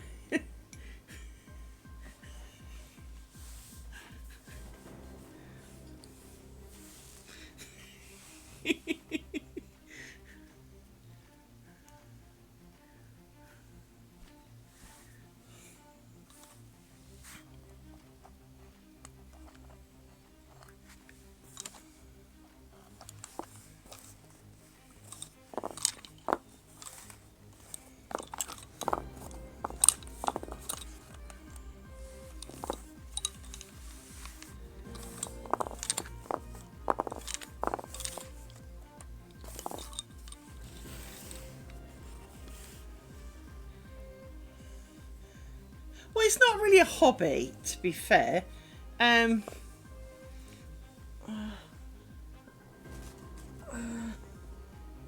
they are. You buy sticks. You colour them in. You glue shit on them. And then I gave them a layer of varnish, which I put to one side. That's it. Repeat. To as many bobbins as you've got. So I've got loads of beads. I do think... Well, then you'll have a shitload of bobbins. That's how that works. Right. They don't take long to make, is the good answer. Most of it is waiting for stuff to dry. Because obviously you need them to be pretty dry and... well, yeah. I mean, from my point of view, I used bead glue, which says leave it for like 24 hours, or up to 48 hours. Hang on, what does the instructions say? The instructions says 24 to 48 hours. So waiting for the beads to dry, because on the top of my bobbins, these are just ball bearings. So they're not beads, so I've got nothing I can really do to attach them other than a bit of glue. But you don't have to do that. Of course, if you put two different beads, there'll be a gap that you can use as a rose. So, you know, that's always a feasible thing. But yeah, I bought a bunch of beads. I've made about 20 so far. I haven't done any since the video of me making them, to be honest. I do need to go over them with varnish, because the way these are coloured does leak, for want of a better word. So as a result, I do want to varnish them to stop colour transfer to the white lace thread, because that would be pretty shitty. Because we did do a bit of that. She says, wondering if this is the bit in question. No, it's not, I don't think. Yes, it is. Hang on. Here it is. I put a bit of thread on it and gave it a rub to see if it would transfer colour. And while it's not obvious, if I move it around, you can see as I pull it through, it gets darker and lighter. That was the colour transfer, so hence I would advise checking for colour transfer. Yeah, you kind of want to check for colour transfer, because the last thing we all need is to spend hours making shit and get to the end. It's not, it was originally white thread, a la this stuff. So it is one of those things, is I would definitely suggest, once you've coloured your sticks in whatever way you choose, to then rub the wind some thread on it, but not particularly tightly, and then rub it up and down like, I know Naughty Cat will go mad. I shouldn't make those kind of actions, but you know, rub it up and down a lot to overly agitate it, because of course, in theory, you wind it on the bobbin and it winds off and there isn't a lot of friction. Well, and that's the thing. The last thing you and I want is to spend hours, months making something, peel it off and discover that the colour's transferred and won't come off, right? So it may be that some of that colour would wash off. But what if it doesn't? So I've done a thin layer of varnish on these ones to help with the colour transfer. Now, in theory, the varnish could wear off, but it is a layer of protection, and the amount of rubbing I did was very much, you know, it's a very thin layer of matte varnish, because I didn't really want them shiny, because, you know, last thing you guys need is shiny. But there's enough shiny on it already after all. But a thin layer of varnish to help seal it in a little bit was a plan. So, you know, that's kind of a job. But yeah, I'm going to make a bunch of those Because I do think they look really classy. I mean, I don't know if you agree, but certainly in my eyes, these look really classy. Now, they are the same kind of size. Whoops, dropped one. They are the same kind of size as these, so they are not disproportionate. And they are cheaper than buying bobbins. So, plus, of course, you can decorate them to your choosing. So I chose silver metally beads because I wanted the weight behind them. But there are some beautiful coloured beads. The only thing I would suggest is avoiding beads with knobbly bits, so that if you roll your bobbins either in your hand or on the pillow, they don't catch on each other and get on your tits. Because, you know, patiences can be low at times. The last thing you need is your bobbin adding to it. And, you know, for example, if my bobbins... I'm sure... Let me undo that. Yes, I need to go 1, 2, 1, 2. If the ball bearings don't like staying on my bobbins, I can still use them because I've got a topmost bead that can kind of hold the thread on at the end of it. It'll be no worse than, for example, these, where you have winding and a bit of thread a bit higher up. So, but I have tried to give it a rose because it would be easier if it could stay around the rose. But I literally bought ball bearings.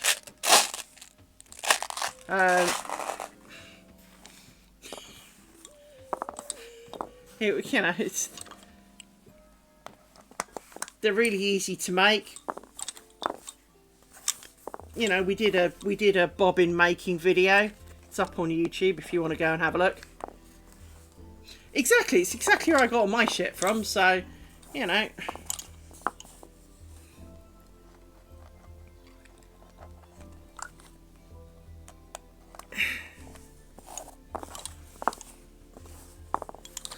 And for your information, mine are coloured with Sharpie. Then you have paid through the nose for your bobbins, because Amazon bobbins are usually expensive and a bit tacky. But of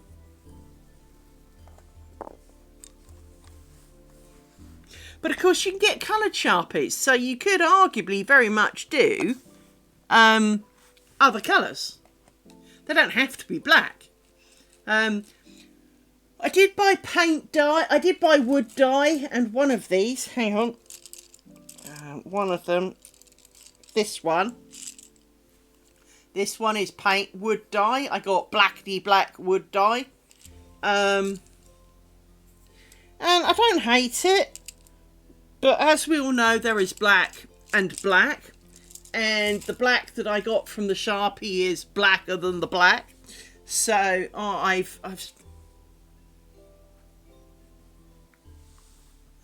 well, the other thing you can do, of course, is different coloured beads. So you've got, you know, you have like worker bobbins, and then you've got, you know, or passive bobbins, and then you've got brightly coloured ones that you will use as your cloth stitch workers, or like I've got the pale ones here. So if I bring this bobbin forward, you can see I've got a pale pair and darker pairs. I use the pale ones as my workers so that they're easy to tell when you screwed it up. But you can use almost Pandora beads, so you get like metal inserts with coloured enamel. You can have semi-precious stones. You can have opal and quartz, and the metally one that's slightly hematite. You can have all sorts of things like that. You know, you can go for pretties. You can go for glass, you can go for plastic, you can go for enamel, metal. There's gold ones, so you can do black and gold. You can do red and gold. You can make them a bit Christmassy. You can.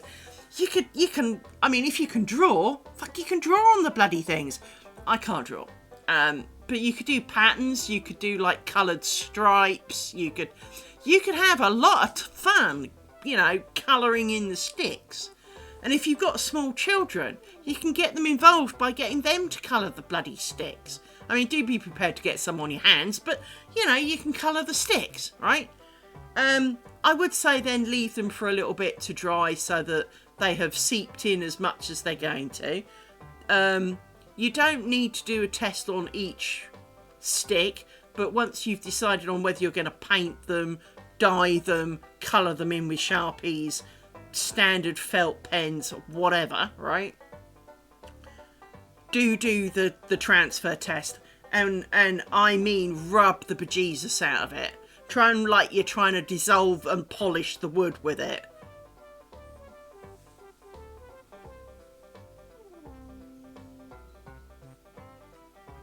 Well, and that's the thing. I hate spangles. If you don't hate spangles, well then you can have fucking field day. But, you know, you can do what you like. You can use plastic beads to make light ones. You can have metal beads to make heavy ones. You can literally customise. You can have different. You can have long ones, shorter ones, fatter ones, thinner ones.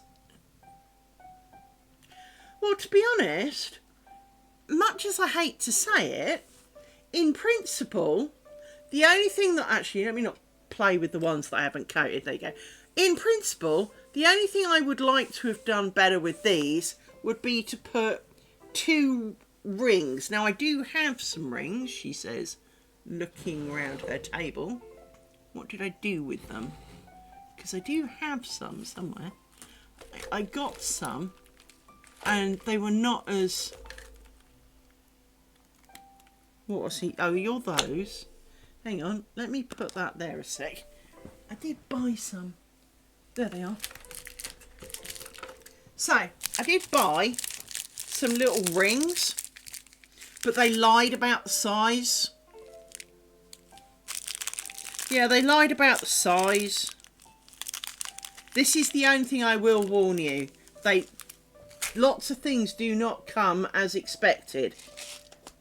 So, for example, clear a bit of space. So, I ordered these, which are my pride and joy. Now, if I pick, I'm going to say that one. This will fit, right? And it fits on really easily, right? If I pick this one,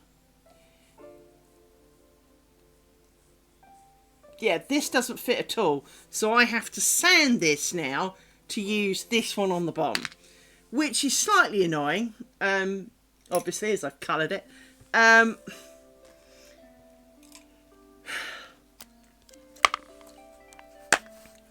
But it is one of those frustrating parts that you sit there going, I'm sorry, but you sold them all as having a hole of 5mm, and they clearly don't. Now, the size of your stick is down to you. I've gone with 5mm. Obviously it can be up to 8mm before you start getting ridiculous. Because 8mm, I mean, that's wider than 8mm. That's over a centimetre. At its widest point.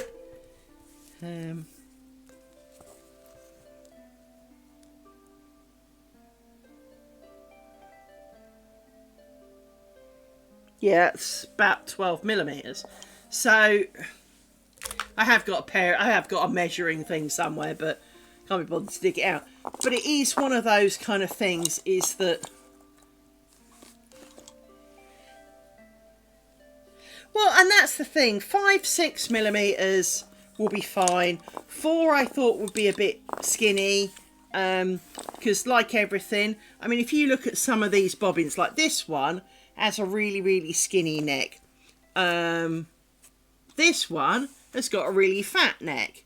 Now, given that, you know, these are very, although they might, also beware bamboo sticks, right? So, let me grab one out of here.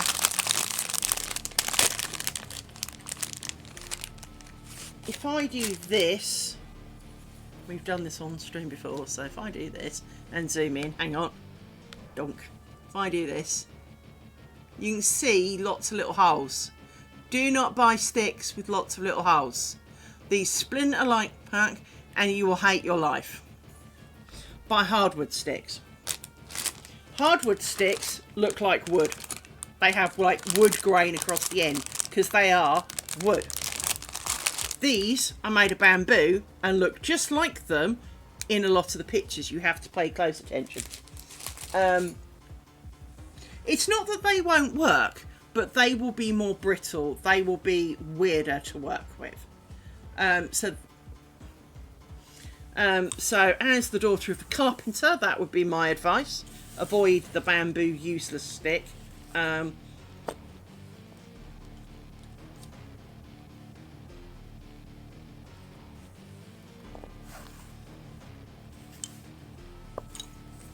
But yeah, it's, for me, I really enjoyed sitting down and making some. I made a couple, so I made technically a longer pair. These were the original ones I made. I made them slightly longer. So if I put these next to one of these bobbins, you can see they're a couple of centimetres longer, so you can't tell that they're both, you know, so they are, these ones are slightly longer. But this was the one that I did the rub test on. And, you know, I wound some stuff around it and gave it a good rub. But, you know, they dangle quite well. I really like them. So it is a thing to do.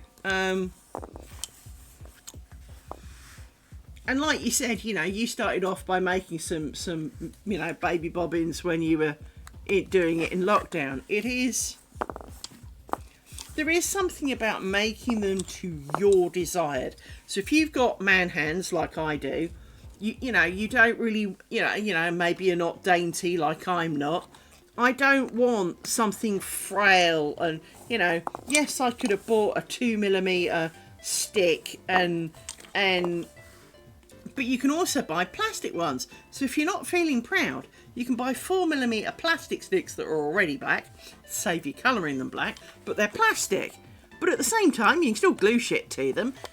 They probably wouldn't feel dissimilar, but, you know, I quite like the idea of them being wood. I can pretend that they're ebony, you know, which is why I bought the blackety black wood dye, because I thought, well, you know, but it came out a bit greyer than I'd like, so hence sticking with the Sharpie. But I gave it a chance. So yeah, I mean, but, you know, I've got Sharpies of all manner of colours. I wouldn't suggest going with the pastel, because obviously they are slightly pea yellow when you start. So, you know, if you put pale pink on it, it's going to come out orange. It's going to have a hint of pea look to it. So if you're going to, you know, if you're going to do it, but of course they will potentially change colour with age, which could also mean that if it's too pastel, it would look a little bit weird. But slightly stronger colours should be alright. If you're painting them, of course, you know, paint's fairly opaque. It's only if they're slightly transparent colours that you've kind of got a problem. So, but you know, as I say, if you're clever with paints and stuff, you could paint little flowers on it, or, you know, kittens, or, you know, something. If you can do really dainty work, which is far beyond me, I can't even do splodges, but you could draw yarn balls, you could, you know, if you've got the time and the patience, you can decorate them hard if you want.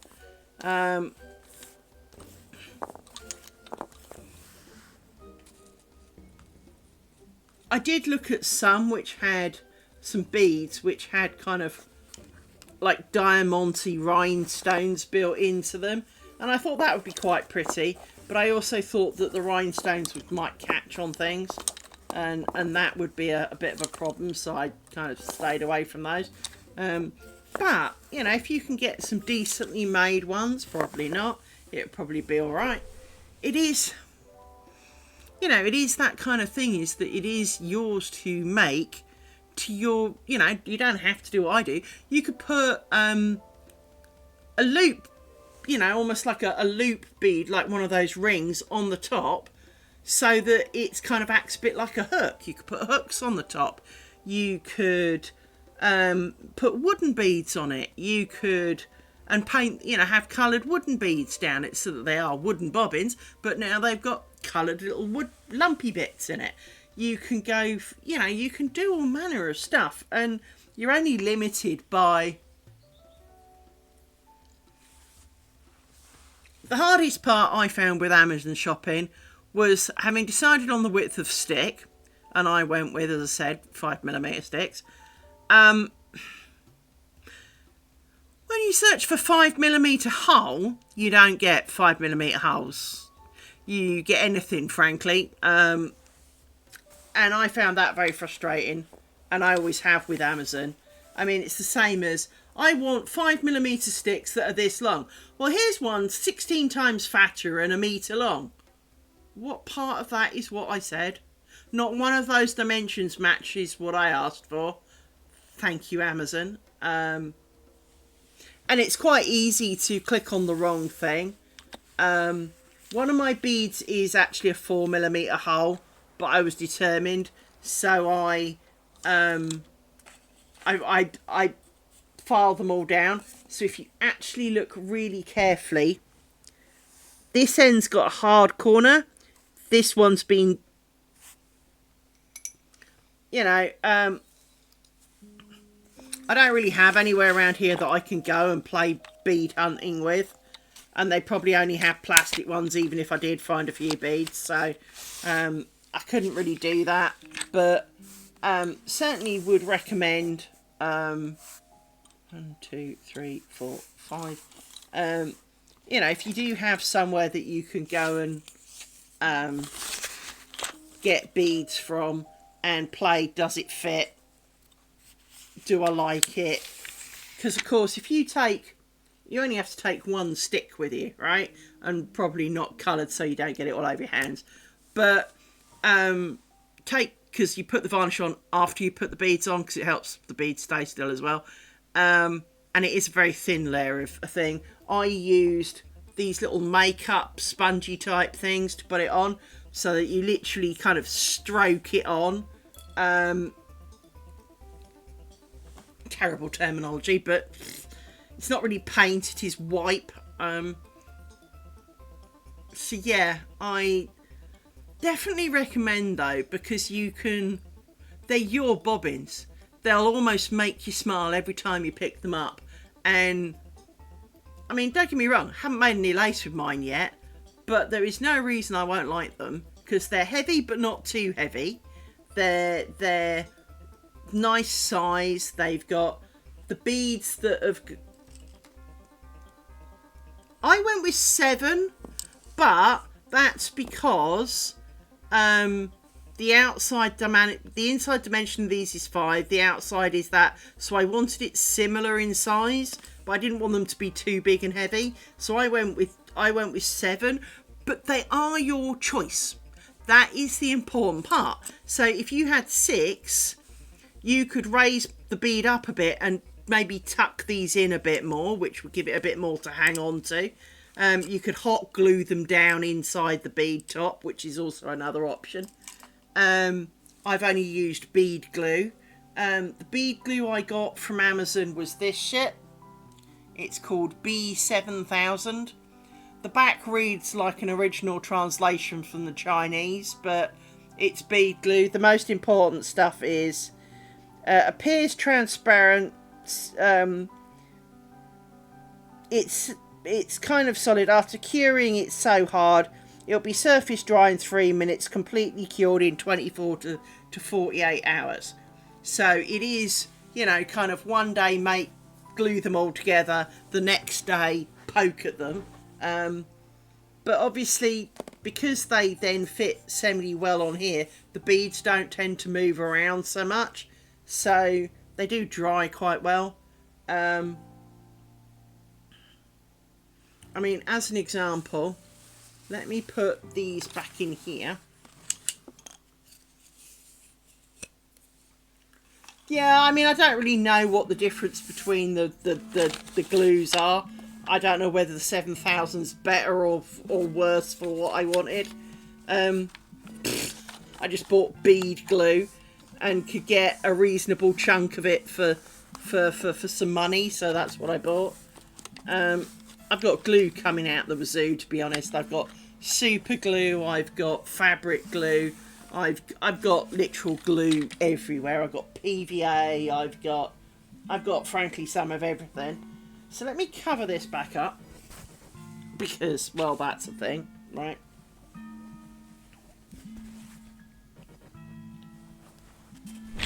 Put those on there and take that down from there and put this up here. That's why I've got my cutting mat down, because if I slide some of my shit over, don't need the pins or the bobbin for that matter. But if I slidey this over, so I've just realised the other end of my table is not as central as I thought it was. Let me move that over a bit. There we go. That's a bit better. I touched the other end of the table and nearly sent everything flying. So if I get my beads and some more of my sticks. Now, I do notice a few fragments of non-coloured chunks, so I'm going to colour in some of these.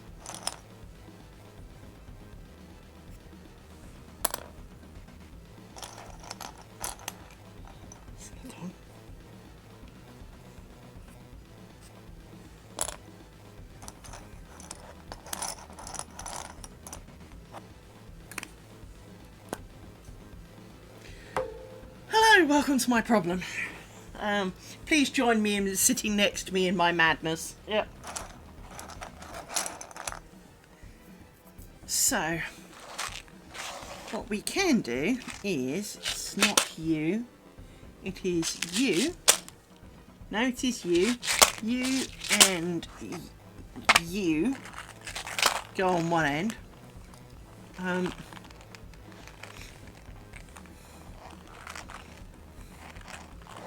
Actually, we'll do you last. What we will do...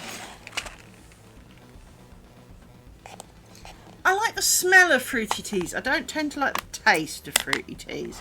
Mainly because they never seem to taste quite as good as they smell. They're always just a little bit disappointing.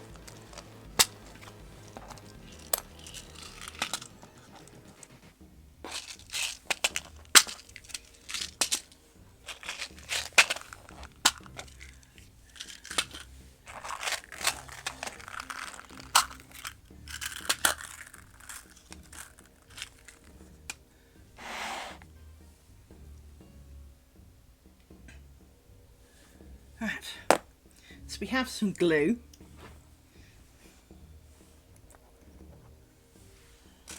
And what I'm going to do the bottom ones first, so I'm going to see how many of the bottom ones I can muster.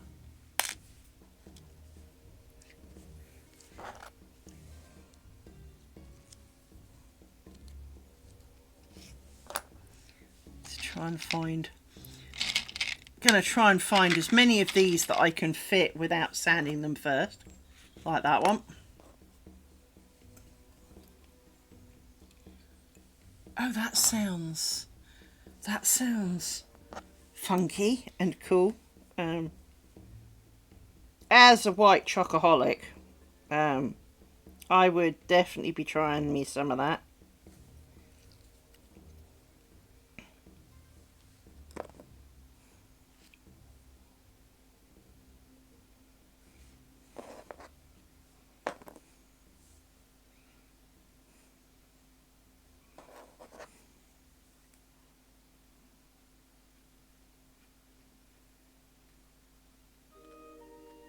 I know you can't see me applying glue because I have to do it with my glasses off, and so that I can see where I'm poking it, but all I'm really doing is dabbling glue on a stick. I'm pretty sure you know, most of you are older, over the 5 years old. If you can't work out how to glue something, I don't think that I'm going to be the girl to help you with that. But if I do as many of the fat ends as I can,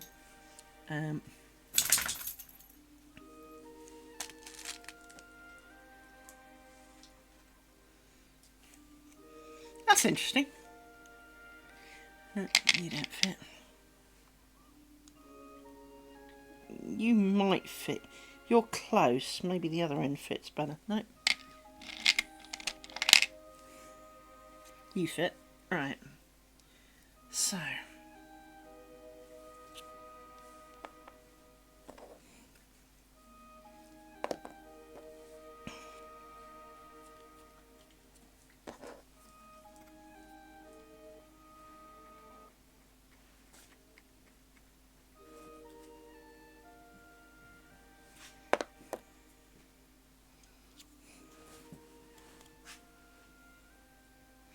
I'm making my end beads flush with the end of the stick so that there isn't like somewhere for me to catch things or for it to get, as Thor would put it, hand chum, or any other kind of grime in it. So from that point of view, that's the only reason I'm doing that, is that way they all end up the same length. Not that that's vastly important, you know, a millimetre or two really won't kill anything, because it really won't, but, you know, it would be nice for them all to be pretty uniform, so, hence, you know, with a little bit of this and a little bit of that.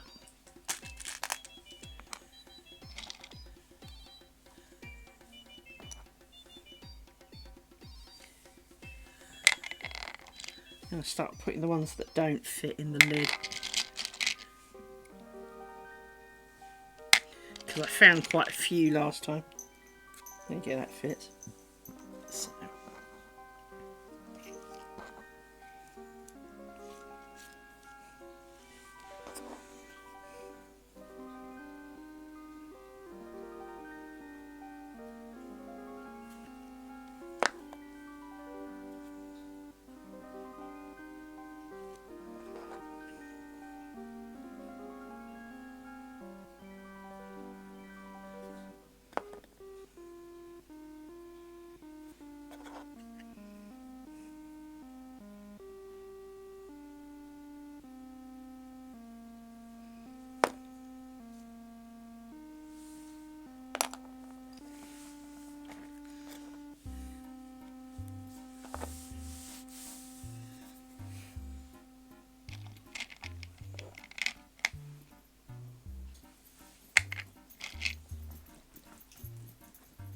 That's really tight, but I can make that fit. So. Actually, it might be a little too tight. No, I can do it. Almost won't need gluing, that's for sure. So that's one of those. One of those. See, this is what made me know that I was going to end up with on my made me think I was going to get some of my thread. I ended up with black fingers.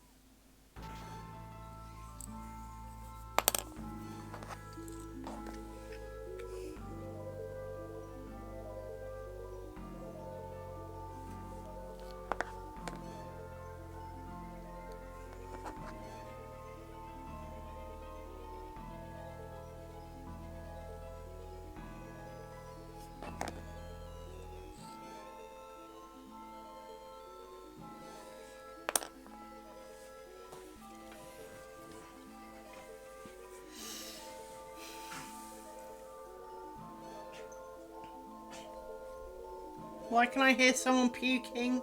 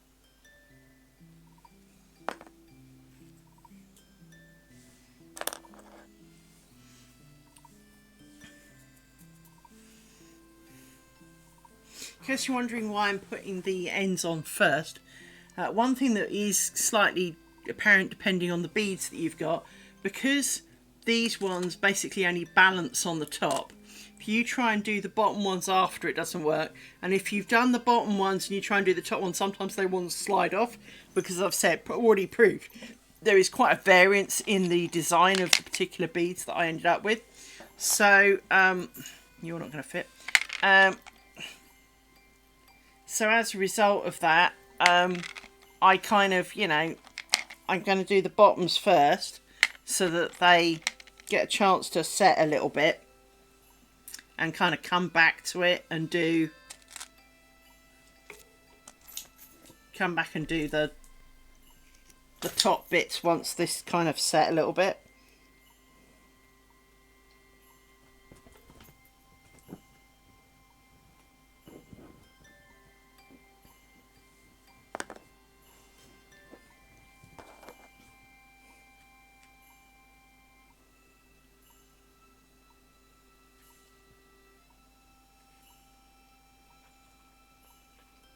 So for example, this big bead is quite a loose big bead, whereas the last one was a really tight big bead.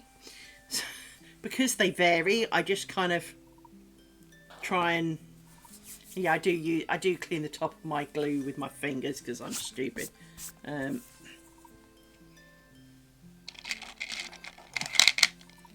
We make as many as we can without having to sand them, that's a thing.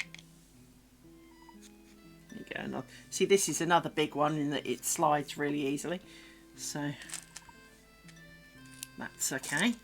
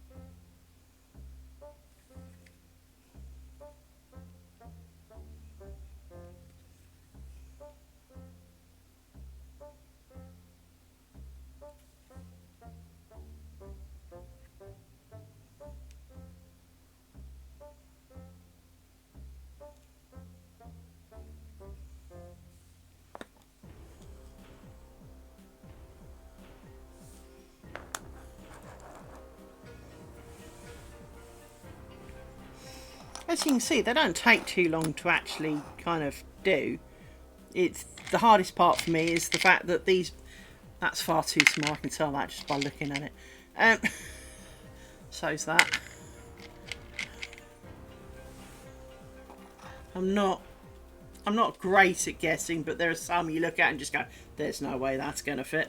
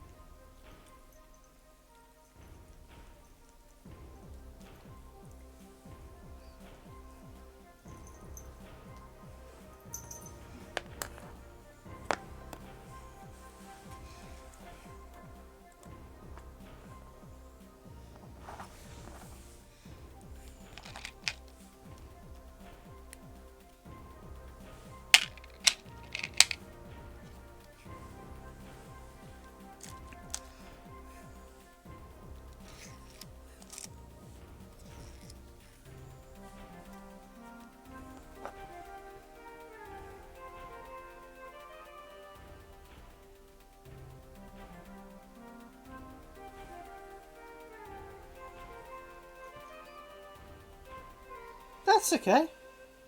So did mine. Hence I was really pleased when I finally settled on a set of beads that seemed to be enough. And then when all the bits arrived, I put them on a stick and went, yeah, I actually really like that. And that I was not, oh, but I could. I actually was kind of like, yeah, I actually quite like that. As it is, you know.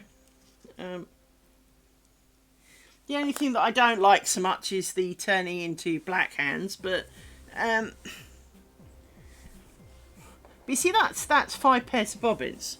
Now obviously I've got the tops to do, but I've done 5 pairs of bobbins.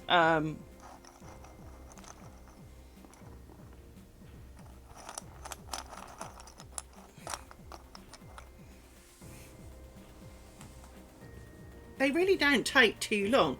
I mean, even painting them with varnish afterwards doesn't take that long. I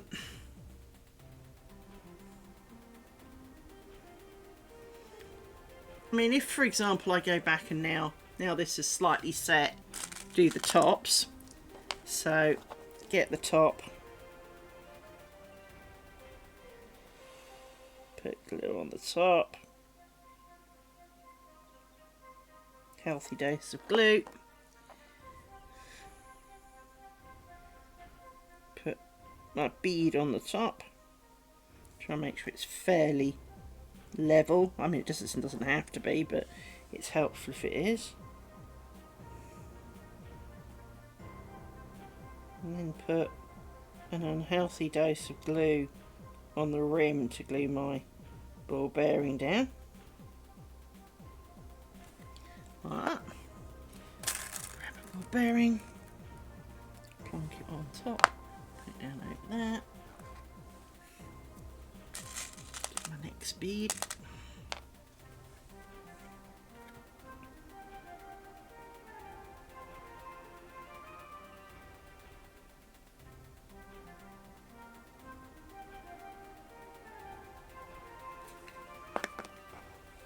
Plonk the bead on.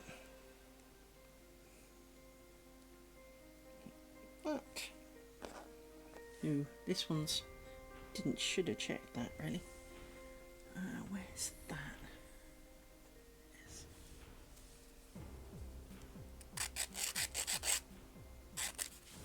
Oop, bead, runaway bead. Gonna need to find that one later. Hang on. Let's see if I can see it. Know roughly where it went. No, it's not that I can't afford to lose them. It's more a case of I don't want it in the dog. This one's got a lip on it. So I kind of need to take the lip off it.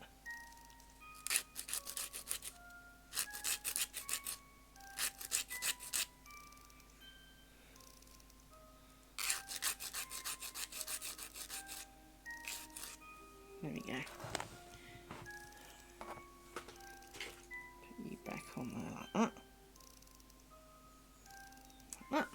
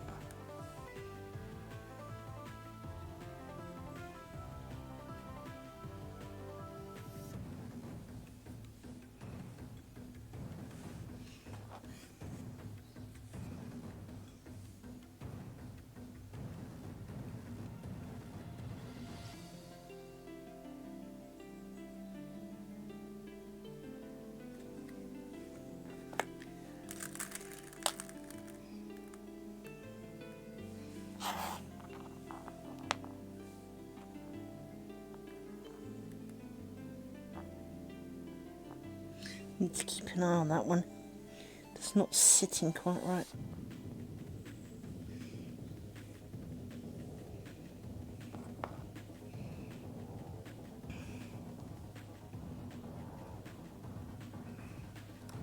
Hold it up for a second, let it dry.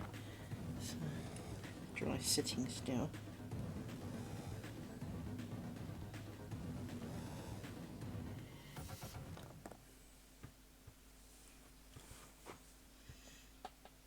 I'm just going to let it sit for a second, because while all the others have stayed in place, this one wanted to run away a little bit. Fair enough.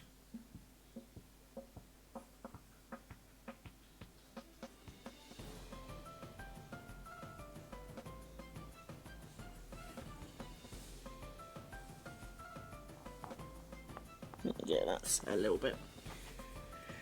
Right.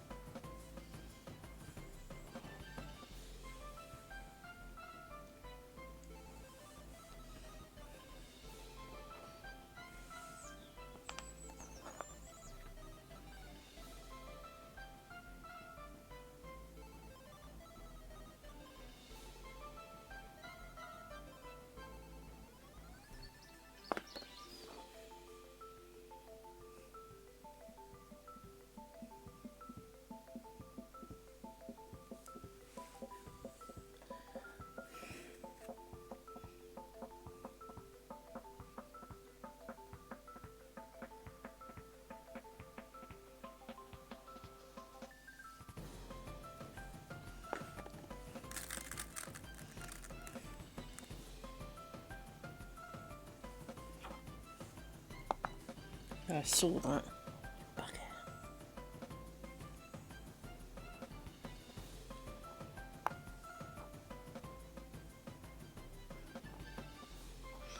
Give me another one. I've got to sit. It's covered in glue now.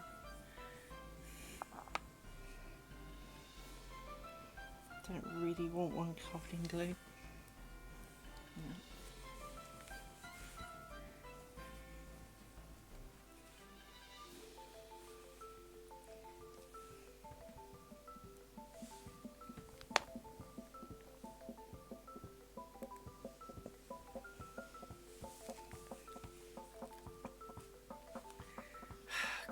Cleaning these is difficult.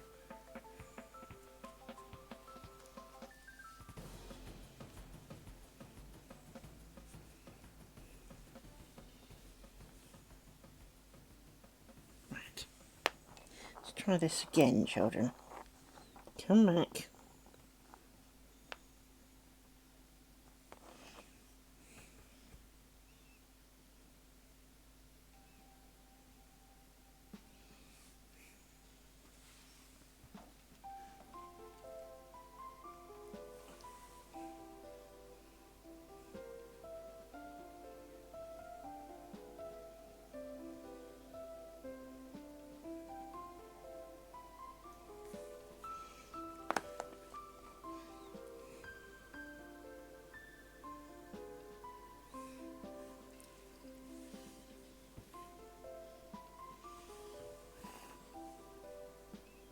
No, this one hasn't got a proper end on it. Oh, whatever. I could have sworn I picked it up from that part. Never mind.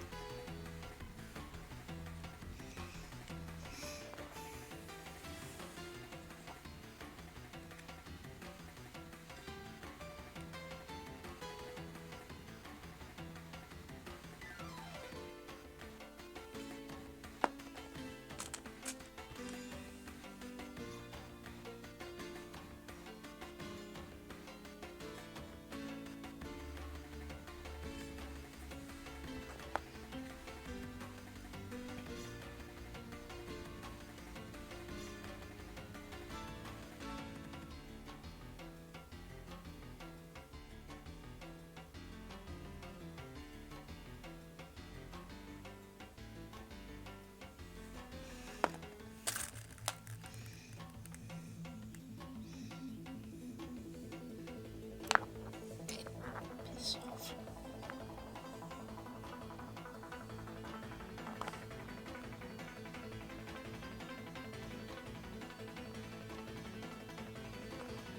Oh, this one's going to be another one.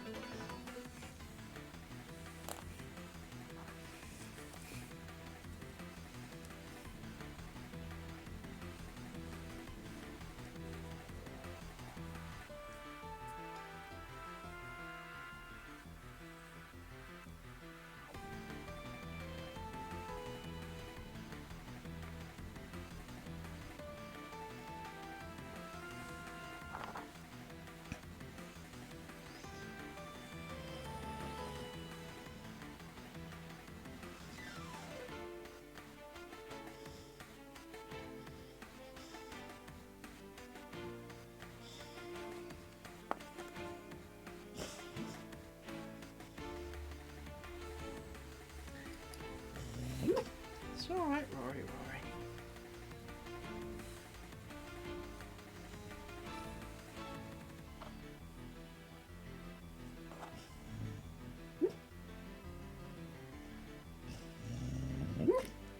It's all right, little pups. It's all right.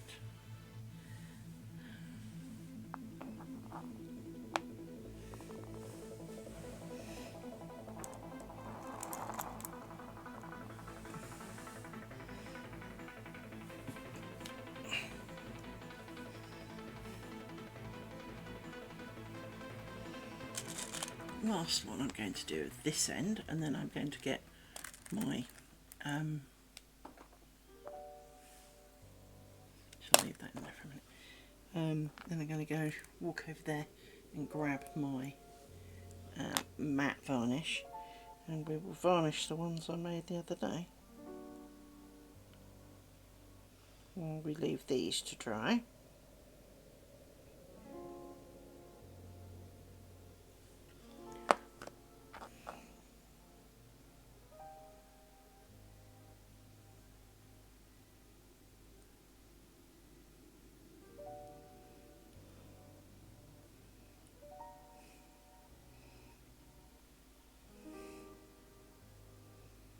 This bead's not wanting to stay stuck on, which is going to be a bit annoying.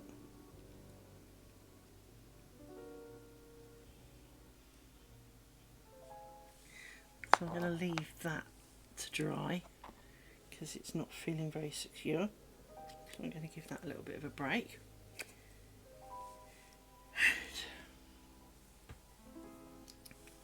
Actually, see if we can find.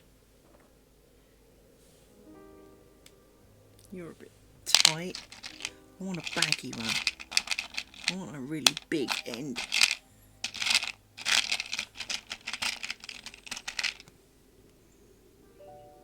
There's a baggy one.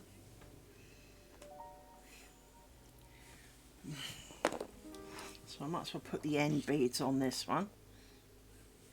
So I need one of those. And one of these.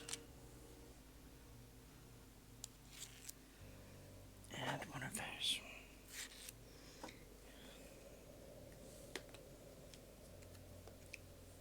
And then we'll put glue around the bottom.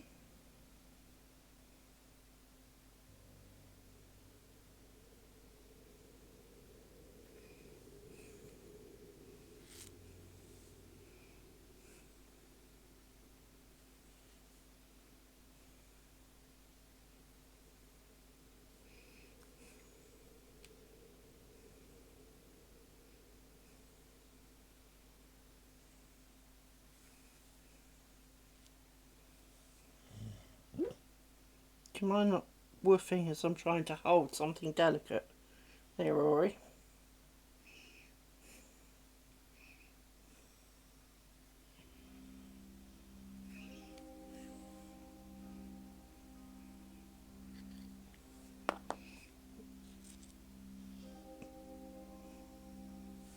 Right, just put you down there. So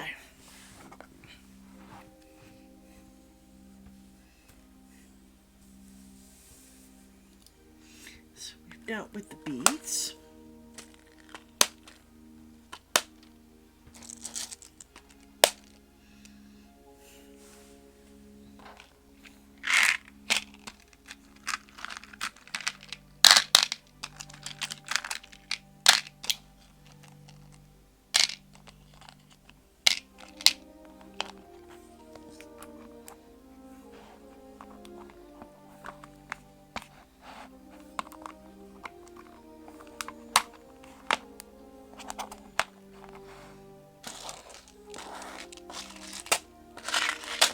So we've got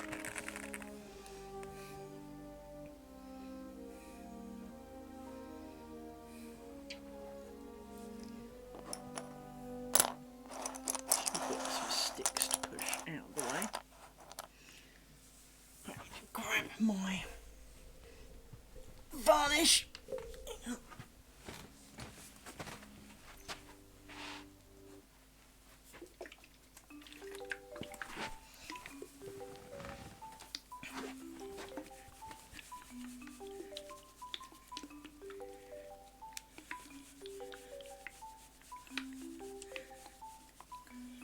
I'm supposed to shake it, so that's what I'm doing. What it really needs is a couple of ball bearings in it, but I'm not going to devote a couple. Right.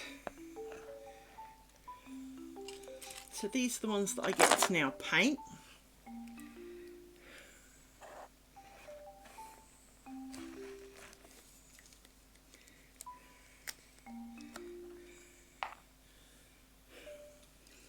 Take my glasses off so I can do this a little bit better.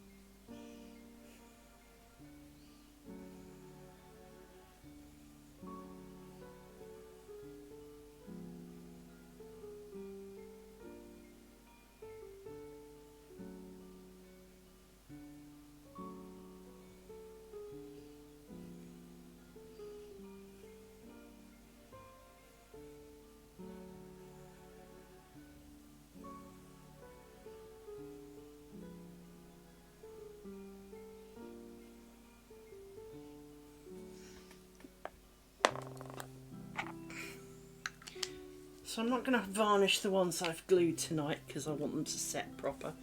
But there's the varnish on those. I'm going to be right back. I'm just going to wash this. Helps with longevity of stick.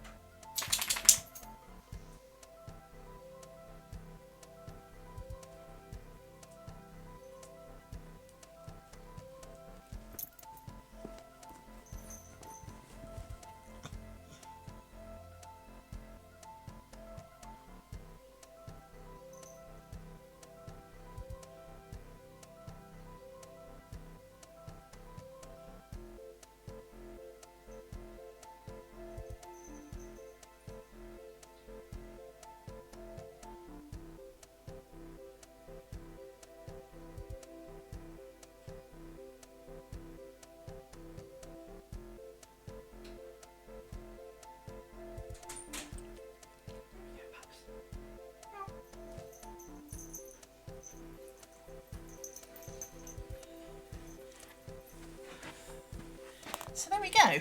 We've glued 10 or 11. Can't remember how many we did now. Where's my glasses? So 2, 4, 6, 8, 10, 11. We have varnished 2, 4, 6, 8, 9. Now I know you're going, oh, that's easy. That's 20. I think there's an odd number here.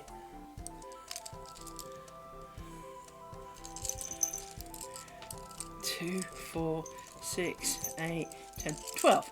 So I've got 12 here. I've now got another 20, so I've got 32 bobbins already. Now, of course, there's only 16 pairs.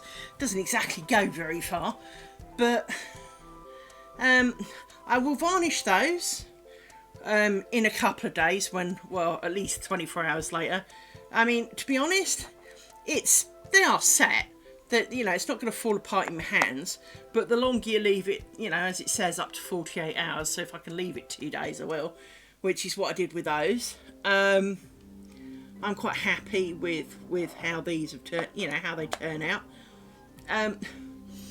If you do use Sharpie, one thing that is really apparent is that when you colour them in, you can see sometimes there's a bit of overdye because they get a bit of a red hue to it.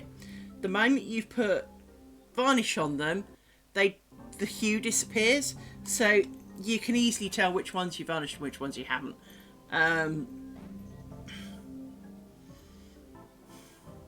It's a bit sad that it's only 32 pairs of bobbins, and I mean, it doesn't take very long, as you can see, right? It's not exactly a slow process. To be honest, the slowest process for me is the fact that the ones that I put on this end, the top ones, don't exactly fit, and as a result I've got to sand them down. That takes the time in colouring them in. That's the longest part of all of it. As I said, would recommend leaving them to dry a good chunk so that, you know, less comes off on your hands, because you do end up with, you know, well, when you're colouring them, you do end up with a fair bit on you, especially if you use Mega Bloke here, because as you can see, compared, I mean, the tip itself is not, I mean, it's big, but, you know, you won't waft it from side to side. So it's quite good at spreading the word, but, you know, it doesn't take that long to make them. You've just got to sit down and get on with it, really. As I said, I've washed this. Now, they do eventually flake and go a bit manky, but if you do wash them, they will survive a couple of uses. When you wash them, only ever put some soap on them, squeezy under the water, and then dry them off a bit so that they don't rot and do weird things. I mean, I bought a pack of 20 something. I mean, they only have to manage, like, you know, a handful of sticks each. Because I bought enough to make 100 bobbins, which is enough to make a square or a strip. I thought I'd start there and, you know, work up. But I've made 32. which kind of weirdly, this doesn't look like it's going to leave me with 50. So 4, 6, 8, 40. So that would give me 40 of them. 2, 4, 6, 8, 10, 11. Okay, for some reason then, I've got 51 sticks. It all works in the long run.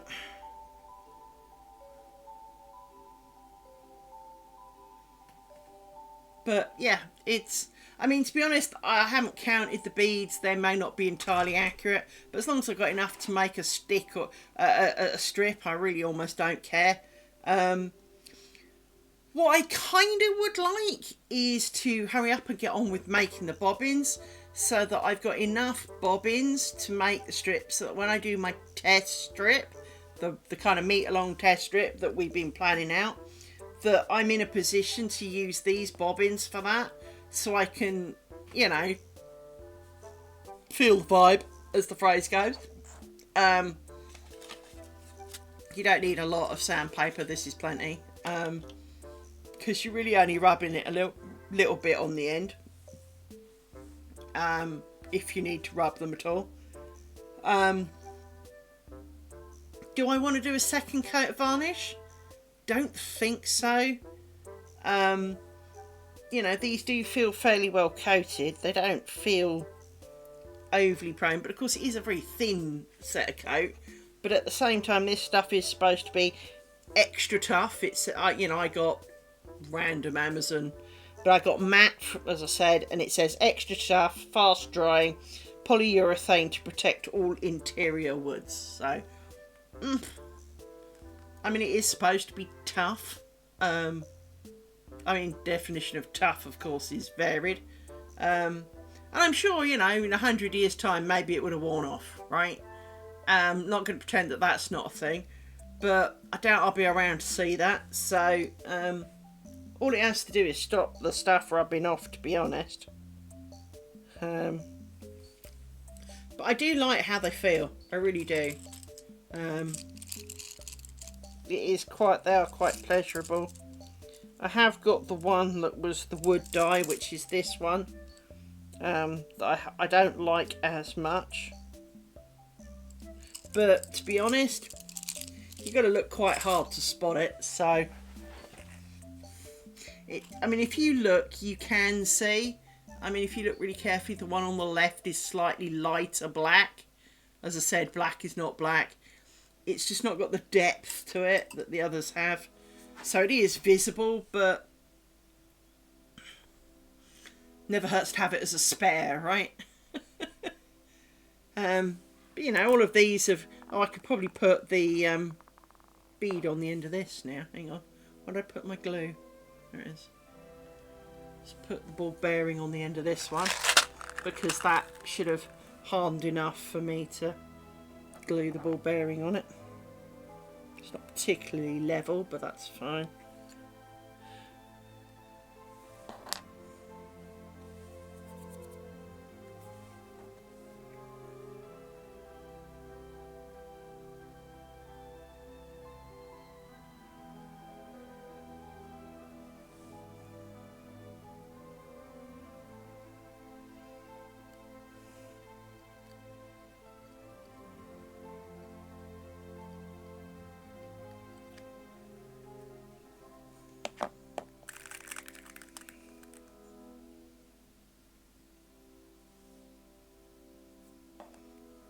Sit with that up for a little bit. But yeah, so feel free to I mean, I am not the inventor of this method of making bobbins. A lovely lady did to give me these instructions, but obviously, you know, like I said, pick your colours, pick your beads, pick, you know, pick the width of dowel, pick the length of dowel. Well, you can make them so personal, but also make them very bobbin-like. I mean, if you really wanted to get anally perfect, buy a big fat dowel and a thin dowel, and then drill into the fat dowel in the middle to place the thin dowel into it to make, like, the true bobbin shape, and then, you know, paint them, colour them, you know, maybe spangle them, because if you like spangles you probably want a bit more wood to drill into to spangle. So, you know, it is one of those things, right? It doesn't take that long to do, but it is quite rewarding to look at and go, I made these. And as I mentioned before, these do remind me of my dad's walking stick, and so I think that's part of the reason I like the look of them. But to me they look really classy, and you don't see bobbins made like this, so they're mine. And you know, it's going to be really obvious out on the internet if you see too many bobbins like this. I mean, other than hers, because hers were also black and silver, but all of hers had different endings on, and obviously different beads, and she didn't have ball bearings at the top. And but you know, I'm gonna, you know, these are going to be recognizable as mine for you know, unless someone sits down with my Amazon order and works out which ones I got and duplicates it down to the beads, right? They're always going to look like my bobbins, and so I am really pleased with it. It is that kind of, they are uniquely you. You could get like beads with letters on, so that they're your initials, and that, you know, top and bottom they've got your initials on it. You know, you really could utterly customize them. I mean, you could put square beads on them, then they wouldn't roll. They'd be harder to roll in your hands or on a pillow. But if you're not a roller, then, well, have square beads. And, you know, you can have dice, you can have all manner of shit, right? There is, you know, you can have a lot of fun with it. And I do think that it is quite nice, because they are really affordable. I mean, these are really expensive. These are the most, these end ones are the most expensive. But the sticks and the other beads, I think, work out as something like 20-something p a bobbin. It's those that push them up to about... Exactly. You know, you can have a whole range of pretty dice on the end, right?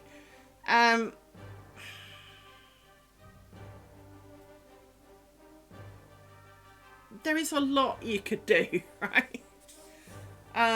You could put Pandora charms. You could do so much with it. You can, some of the Midlands bobbins I've got, bear in mind I hate spangles, but some of the nicer ones that I've seen, instead of having, whoops, she says destroying a table, instead of having like chunks of beads on the end like these do, they've got thread with lots of little mini beads in, like, you know, shapes of things, so you can make bead owls. And darling, where do you think I got it from?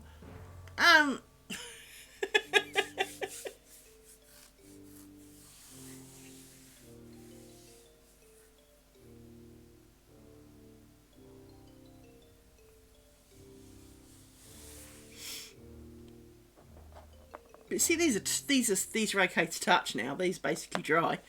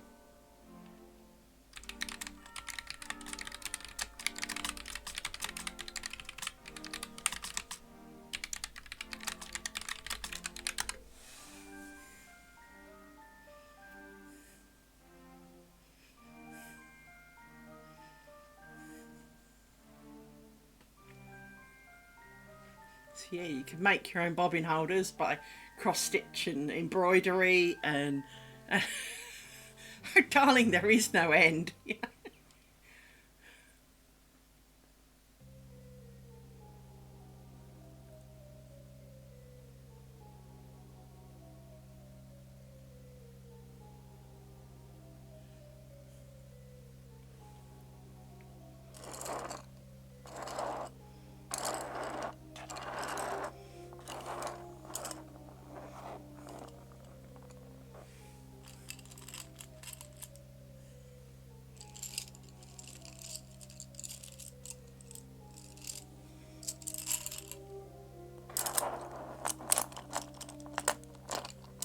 do.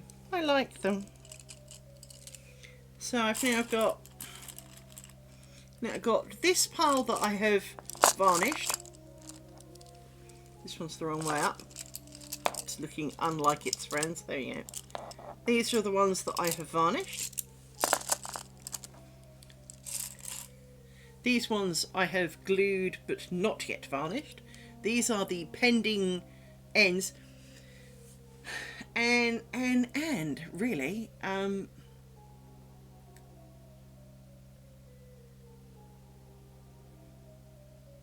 mean, to be honest, considering I've only done 32, I do have doubts that there's 100 ball bearings. I'm not going to count them.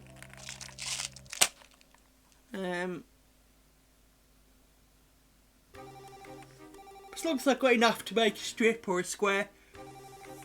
Well, strips, basically, because, well, we're midway through squares, so I can't be bothered to change over now.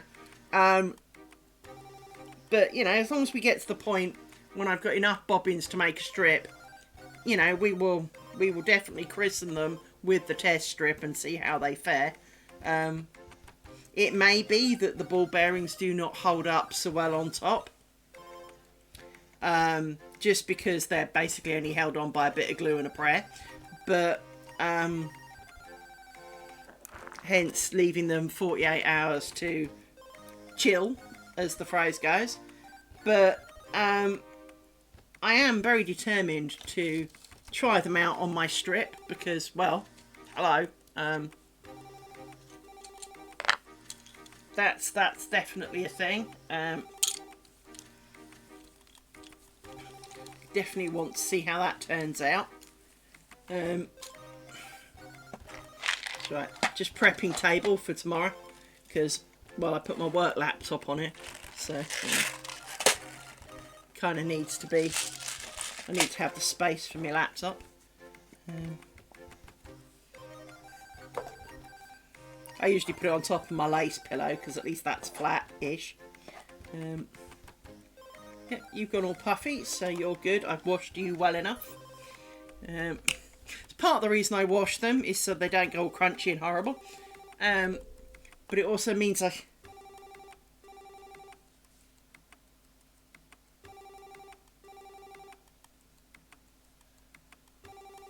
Well, to be honest, I'm about to run away, so you're not about to miss anything, because I am done for the day. We just chose to do a bit of this at the end of the thing, because Addy Dragon was kind of going, make bobbins, heads exploding. So I was trying to bring them into my madness. Hence, I thought I'd show them how easy it was. So yeah, that's why we were doing this. And yes, I did just kick my camera. You have way too much of a social life, my friend. Now, I shall see you all hopefully tomorrow.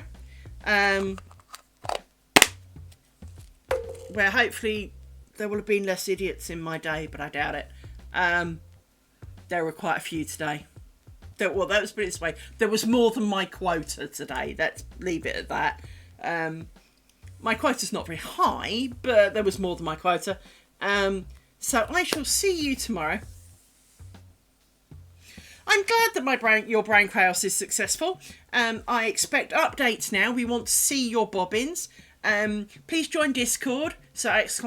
Discord, because that will allow you to come and show us what your bobbins look like, because, well, we all now need to see your bobbins and what you make with them, and your cross stitch, because we like that too. And basically, come to Discord, show off your stuff, and get decent notifications. Because, you know, I'm determined. So, yeah, I can't wait to see what you make. And of course, I don't expect them to look anything like mine. I want to see the you in your bobbins. This is the me in my bobbins. I am not classy, by the way. Well, you've heard my mouth. I am not classy, but I like the look of classy things. And considering how easy it was, these look classy to me, so I really like them. Yeah, I definitely recommend. Yay!